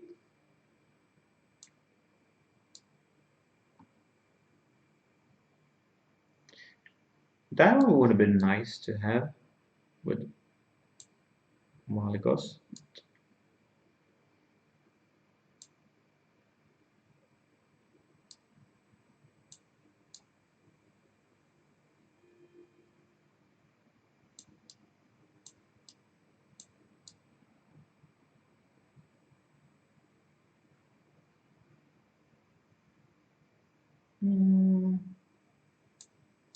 I'll just put out that one. Looks good at the moment.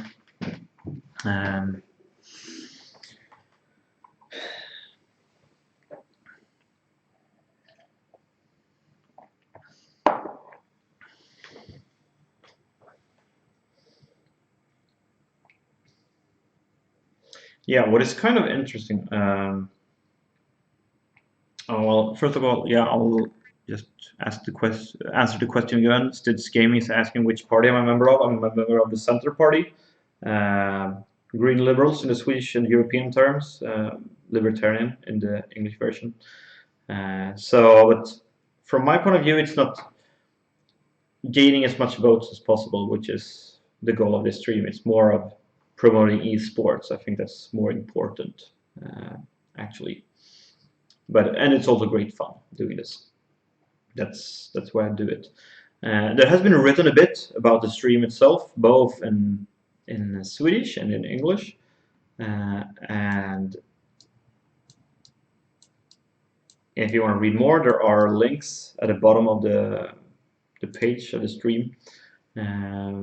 there are actually constantly coming few more articles from here and there, which is kind of interesting. And I try to meet up as well to see what I can do together with gamers. That can we host something within the parliament? Can I help in any way to promote for new educations and so on to help out as much as possible? Of course, this is not what I do in full time because climate and energy is my main field. But I want to help out as much as possible. I see a problem here that needs to be solved, and in that sense, I just want to help out. And Cat4 asks what's the popular thing to talk about in the parliament.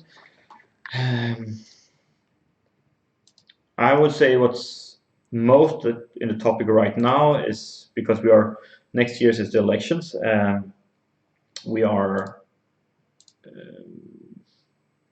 starting to discuss who's going to rule with who, and before that is because we have a system where with a ruling minority at the moment, which is causing a bit of a fuss. And then the opposition, including my party, is discussing, well, how can we make the life as miserable as possible for those? And the problem then is that making the life miserable causes different things. So, and then there's a big discussion about if that's good or bad and how to do that and so on. And from my point of view, I think that's a really boring discussion. I want to discuss politics, not kind of, political games. I understand it's great fun for the journalists, but I don't think that the general public thinks it's that interesting. I want to discuss how do we solve the climate issues? How do we transform things to be more into renewables and doing that kind of things? I think that's so much more interesting, at least to me. So that's what I want to focus on. I think we pull out Brad and hope for him to stick for this guy. So nice seeing you, Evil Viking, again, and thanks for a good game. Before in the Swedish version, we had a fight, me and Evil Viking. It turned out to my advantage, but we'll see. Maybe there's anybody here who wants to have a challenge.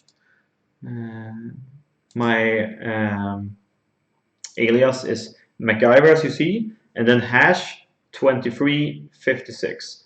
So if anybody wants, we can have a challenge. I'm gonna try to have a challenger, at least one every week. But also, to be honest, this is one of the few times I have actually time to try to rank a bit at the ladder. And so far I'm doing quite good today. I only lost once, which feels crazy that it's been that good.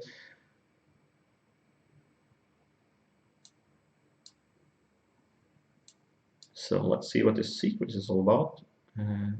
Not that, at least.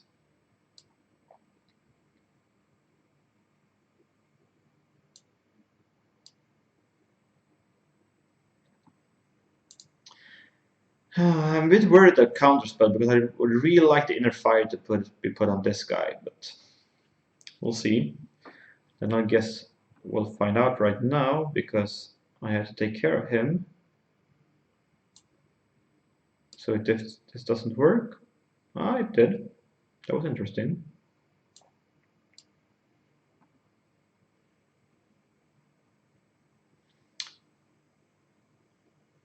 I'll just save the inner fire because if he has a firewall, this guy will die anyway. So I'll use this guy probably to level him up a bit first. And this looks rather good. Stids Gaming is asking if I'm for or against higher taxes on fuels like gasoline, diesel, and petrol. Well, I would say that sure, I think there might be a need for higher taxes, but it shouldn't only be higher taxes. It should be it should be helped. You should use it much smarter in that sense, because there are things that is problematic if you just raise the taxes. So I think that's. Ooh.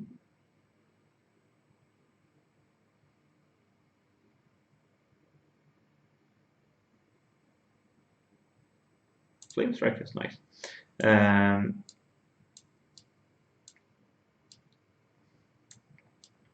Like, some people don't have a choice than go by car, and I think that would be a problem if you just raise the taxes. I think that we have a system with the tax deductible to go by car, for example. That should definitely be changed in some ways. That it should promote other ways of transportation as well, because right now you can actually earn more money, or spend less at least, by going by car in comparison to some other things. That feels a bit strange, I would say.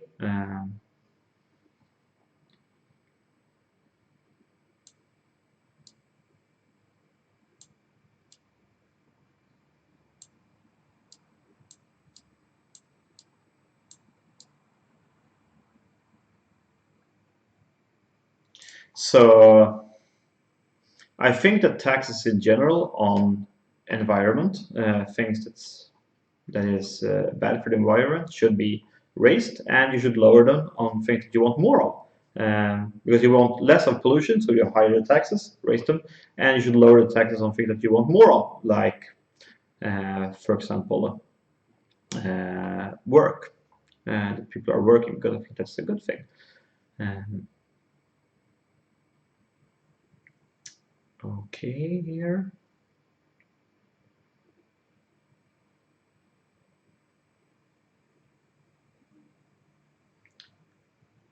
So I guess it boils down to if, but I have nothing that I can, not so much I can heal.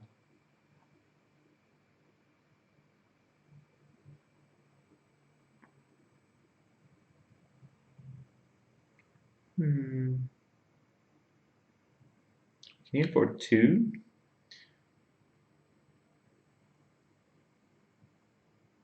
I can also maybe find a Holy Nova for another 2.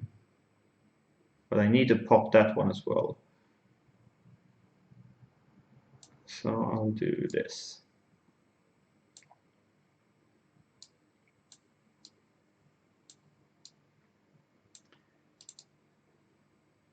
And I'm probably screwed here.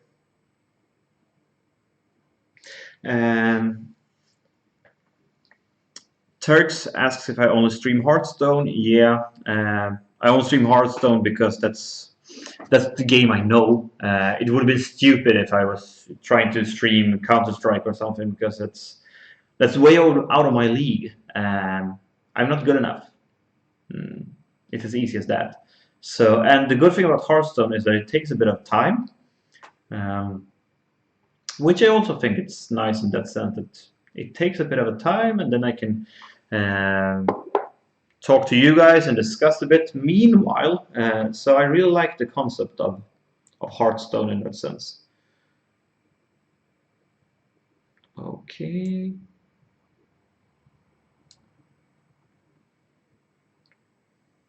Him first.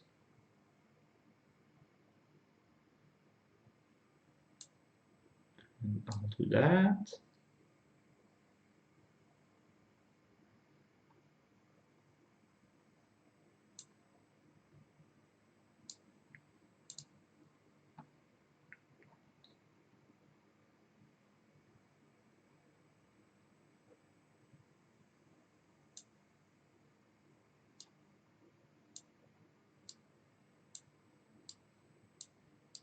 Now he's gonna have a hard time, I think. T3 wants more Hearthstone packs. I don't know if that means that you want me to open more packs. I promise that next week will be, oh crap, but it didn't really matter so much because I wouldn't have taken him next time. if you want to open more packs next week, I'm gonna open quite a lot of packs in the stream. That's my plan. I've got something like 5,000 G. You see 4920 down here. That's going to be spent on new packs. Some are going to be opened by my kid. I have a 4-year-old kid back home. He's so great at picking legendaries. He's got like 1 in 4 packs he opens, he get a legendary. Half of the legendaries I have is from him. So he's gonna pick some, and he thinks it's great fun to do that. But I'm also gonna open quite many here. He's not gonna open like 50 packs. So we're gonna stick around for the stream as well to open some.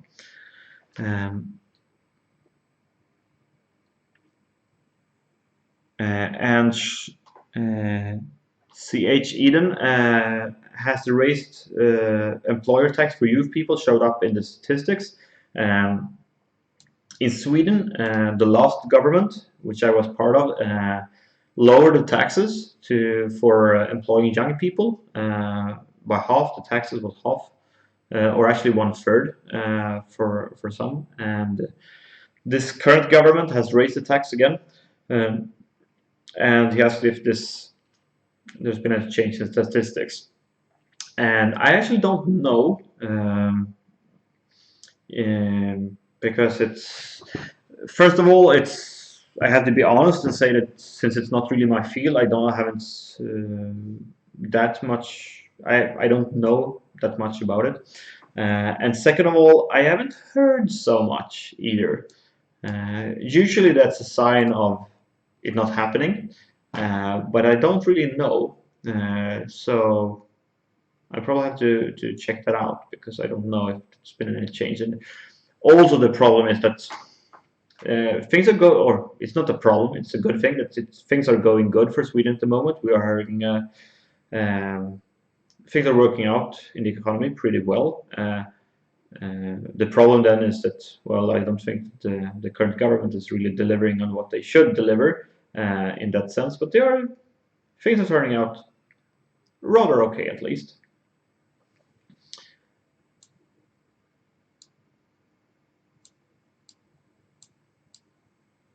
This is a crazy mirror matchup here.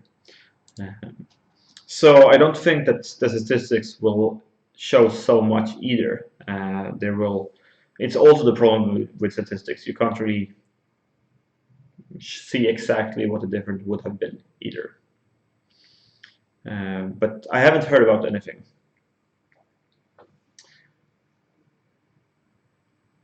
Let's see what we do here. Let's bring in another dragon, I think.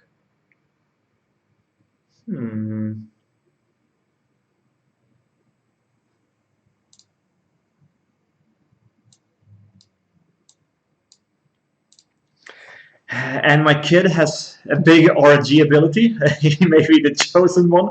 Well, it's kind of fun because my name is Richard Norden, and back home where I'm from, there is actually a saying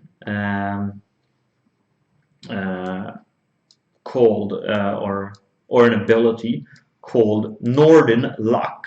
I mean, members of the Norden family being lucky, because there are usually from time to time we end up being lucky. We are winning stuff back home. They could be like the local quiz. We don't really have pub quizzes because we have a pub, but there's a quiz where you walk around and answer different questions. And my family tend to know a lot of stuff and have a bit of luck and being a bit strategic, and that usually ends up well, which is kind of fun. So people are a bit annoyed from time to time, but also we are usually a bit lucky in lottery and so on. So maybe I hope that I pass that on to my kid, because his name is also Norden. So I hope that the Norden luck will kind of stay within the family. But we'll see. You never know. This is a bit of a pain in the ass, I think, here. We'll see what we can find.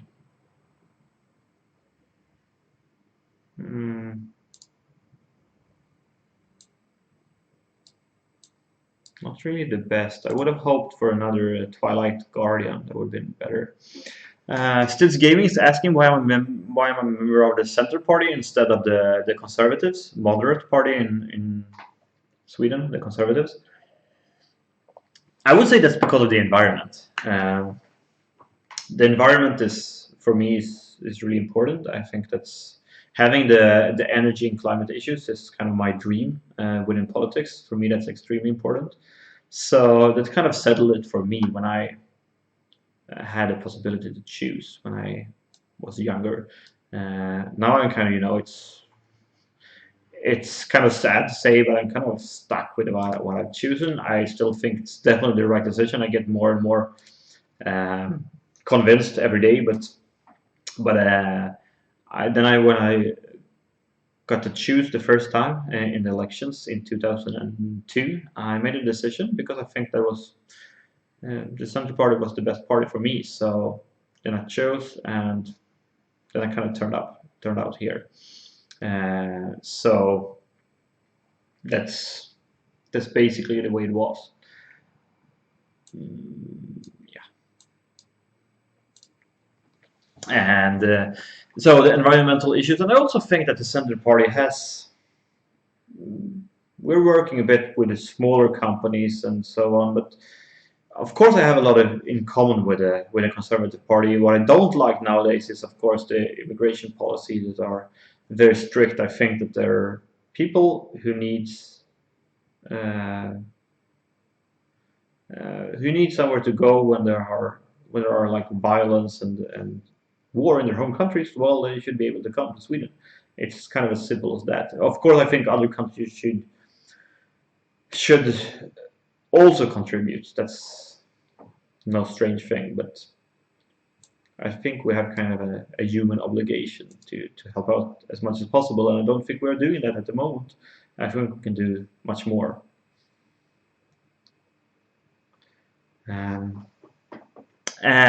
should I ask why we don't have a pub? Well, that's maybe because we're so small. The village where I'm from, in a place called Småland in Sweden.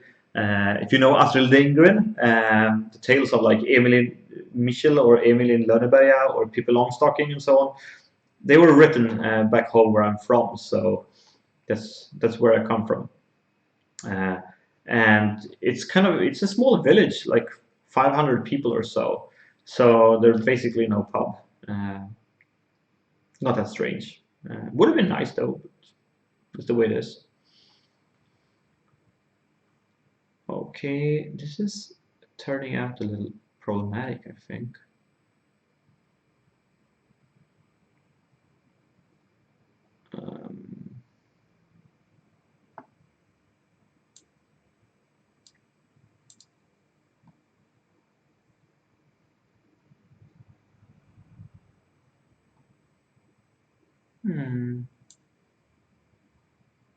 I don't want him to draw more cards. I think he's got enough.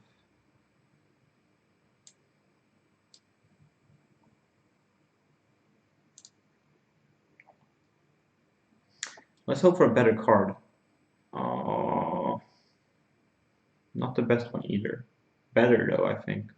This is kind of not really working out at the moment.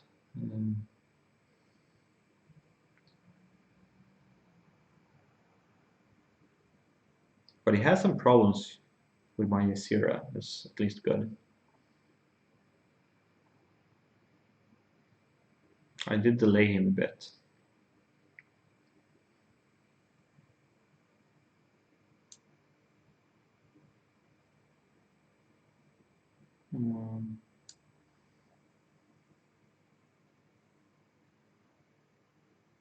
I can get rid of that one, or I can put out this one and do some rather devastating damage with the Holy Nova, but it's a bit more tricky.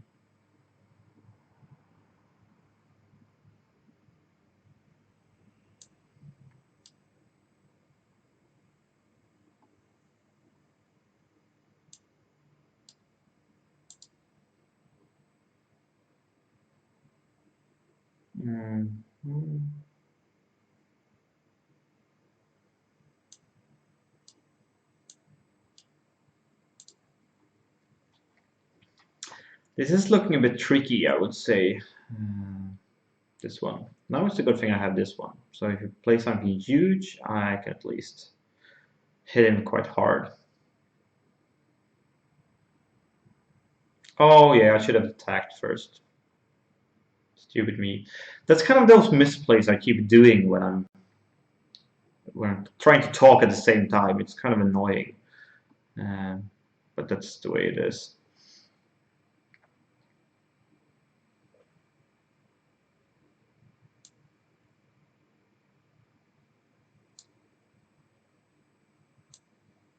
Okay, here we go.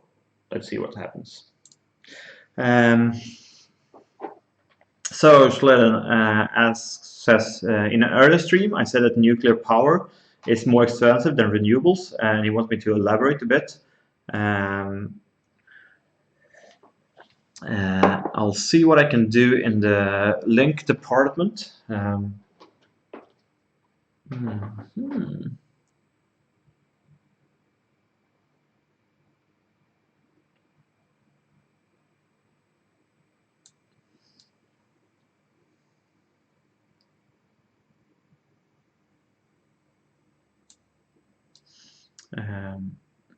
Okay.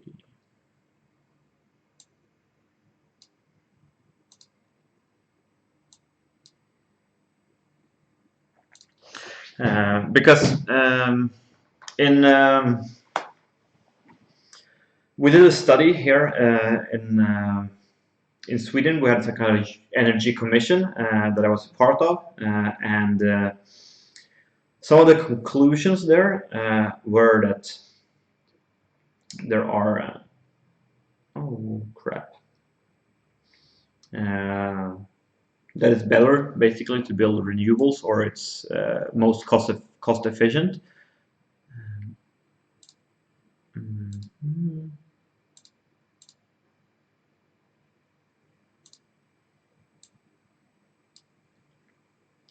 This is going to be a bit of pain in the ass for him to reach through. That's good. So I can post your link. It's going to be like, yeah, very long, but I'll see. So stick with me for a few seconds, and I'll see if I can Google it.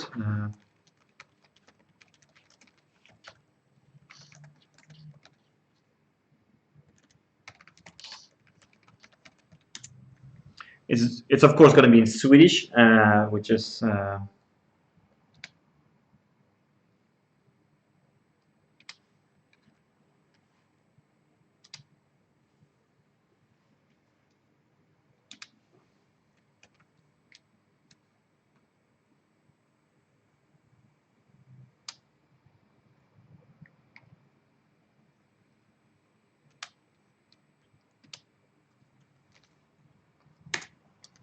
there is the link.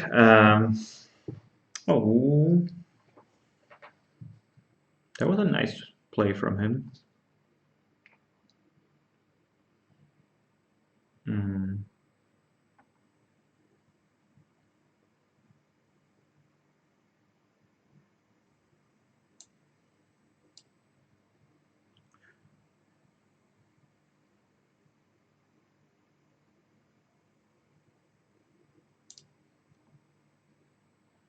But I do have this one.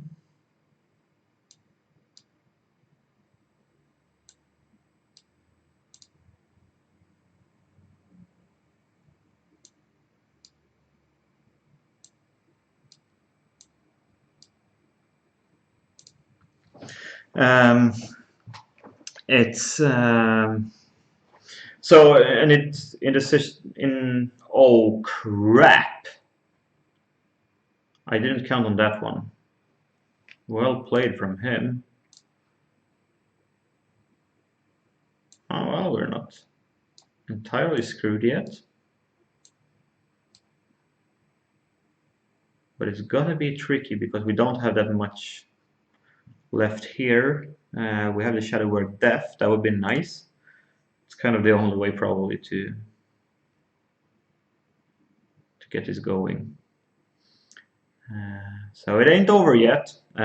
No, so in the link you got there. Oh crap! And we got that one. Now it's over.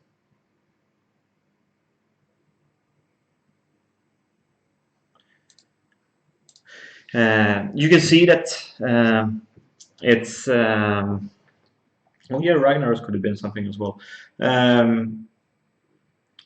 You can see that the renewables are basically cheaper, and from my point of view, also in that link you can see that nuclear is more expensive, but especially if you say that they have to be built on market terms, then they are definitely more expensive. So it's not that strange. I think we'll make a last one. Because then I have to do this phone conference as well. But we'll hopefully have a quick game here. Not going to happen, but I'll be a bit more quick at least, and then I'll just phone into the phone conference. And so hi there, Rukai. Good evening to you as well. Stids Gaming is asking Fredrik Reinfeldt or Anna Kinberg Batra, the previous Prime Minister of Sweden, or the current opposition leader. Well, I don't know them that good. Of course, I like Fredrik Reinfeldt as being a Prime Minister, but he chose to resign, and you should have the feeling for doing it. If you can't have all that power and energy and put your heart into what you do, well, then it's better to resign, and then basically it doesn't really matter if there's a choice, because it's a hypothetical choice and he didn't want to take part of in being in that choice, so it's not that strange. And why Cataphor asks, he's telling about an assignment in the 8th or 9th grade.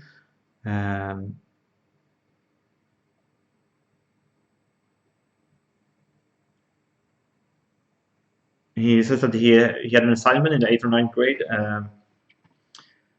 with this with my center party, and his friend had some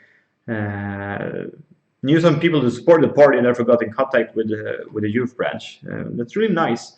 That's actually one of the things I do quite often, to talk with young people who are having some kind of assignment in school or something, and that's I think it's kind of rewarding. I think it's quite interesting. I really like it quite a lot, because I try to help out as much as possible. Of course, my time is limited, but I guess that's the way it is. And maybe you heard my phone, because that's what's kind of ringing for me to get on the phone and take part in the conference call. But since this is Pirate Warrior, I guess we will have a quick game, either in my favor or in his. Right now it looks rather good, so I'll actually just finish the game and don't tell my colleagues that I'm playing games instead of being on a conference call. We'll see. But otherwise, it's been nice chatting with you tonight as well. I think this is fun. It's of course nice to play with as well, but the most important thing is that it's fun to chat with you guys, and I really like the input that you're providing. It's not just me talking, which is, I think, fun. I really like the way of doing that. And so I'm having a great time. I hope you're having the same, and I just hope we can stick to that, because that's all I ask for, because that's really important for me in politics, that if I'm not having fun, then I might as well do something else, because you should only do this if you can put your heart into it, and if you can't, then you should do something else. And right now I think it's fun and I have a great time, and that's good enough for now, at least. Oh, this looks interesting to see what this guy is up to. He's taking away my guy. That's also very interesting. because he's gonna lose him. Now he's gonna lose them both.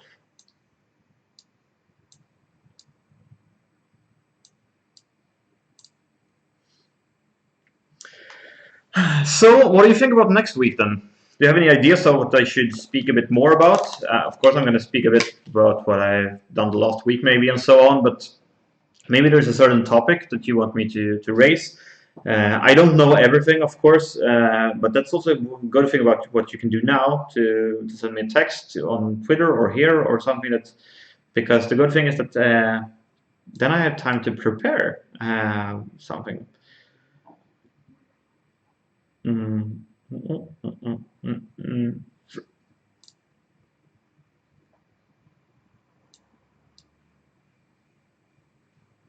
Which could be nice. So,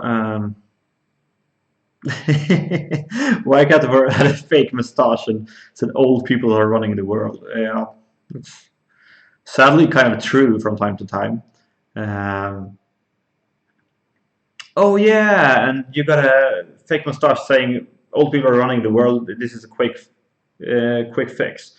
That is kind of fun, I think, and they are the youth branch of the party is doing a great job in so many ways. I think they're extremely important as well because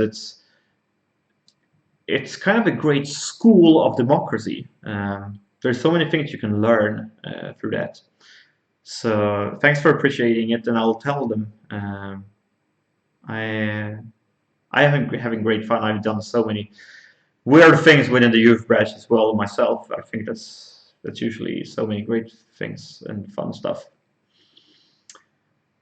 This game is taking a rather long time in comparison because I'm not drawing the cards I really want to. We'll see if we can find something.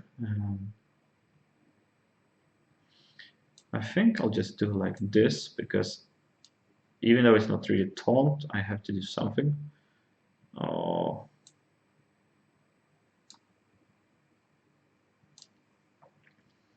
I'm being a bit unlucky with a draw, I'd say.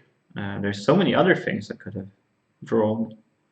Maybe I should have stuck to him because of the dragon.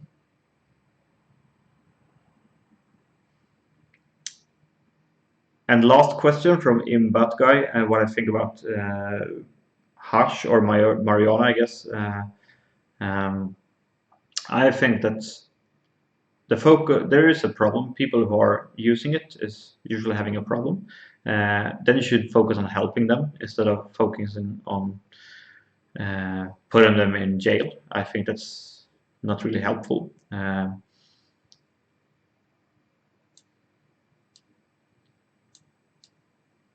But I also think it shouldn't be legalized because I don't think that you should legalize things that aren't.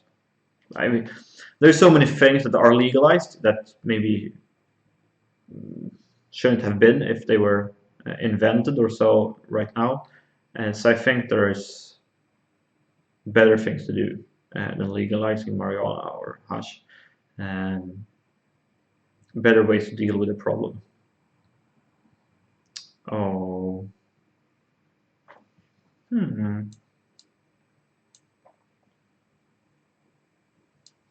Let's see what we can get.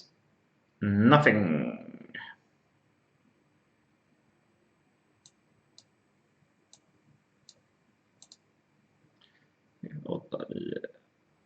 Well, we have another turn, maybe. If we're lucky, I don't really know. I probably need some. A Holy Nova would be nice. But I think we're kind of screwed here. He didn't get that good. I mean, I were a bit more unlucky here with my draw. I should have gotten him most of the times. It feels a bit sad. So let's get something good then, please. Holy Nova. Yay! That's better.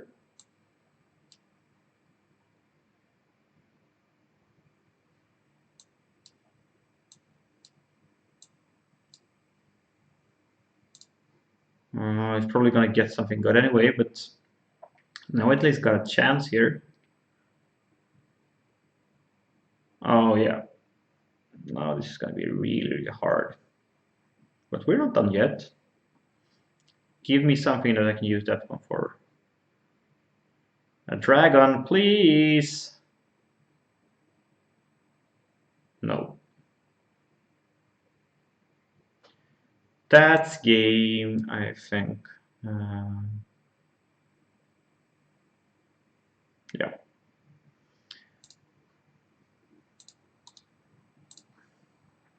And also that's it for tonight. What the next government should do in the climate change questions? Well, Schleden, let's say that one for next week. And so 7 o'clock Swedish time next week in Swedish and 8 o'clock in English, and see you then. And now I have to go to my conference call because they are really waiting for me. Take care, guys, and have a great night.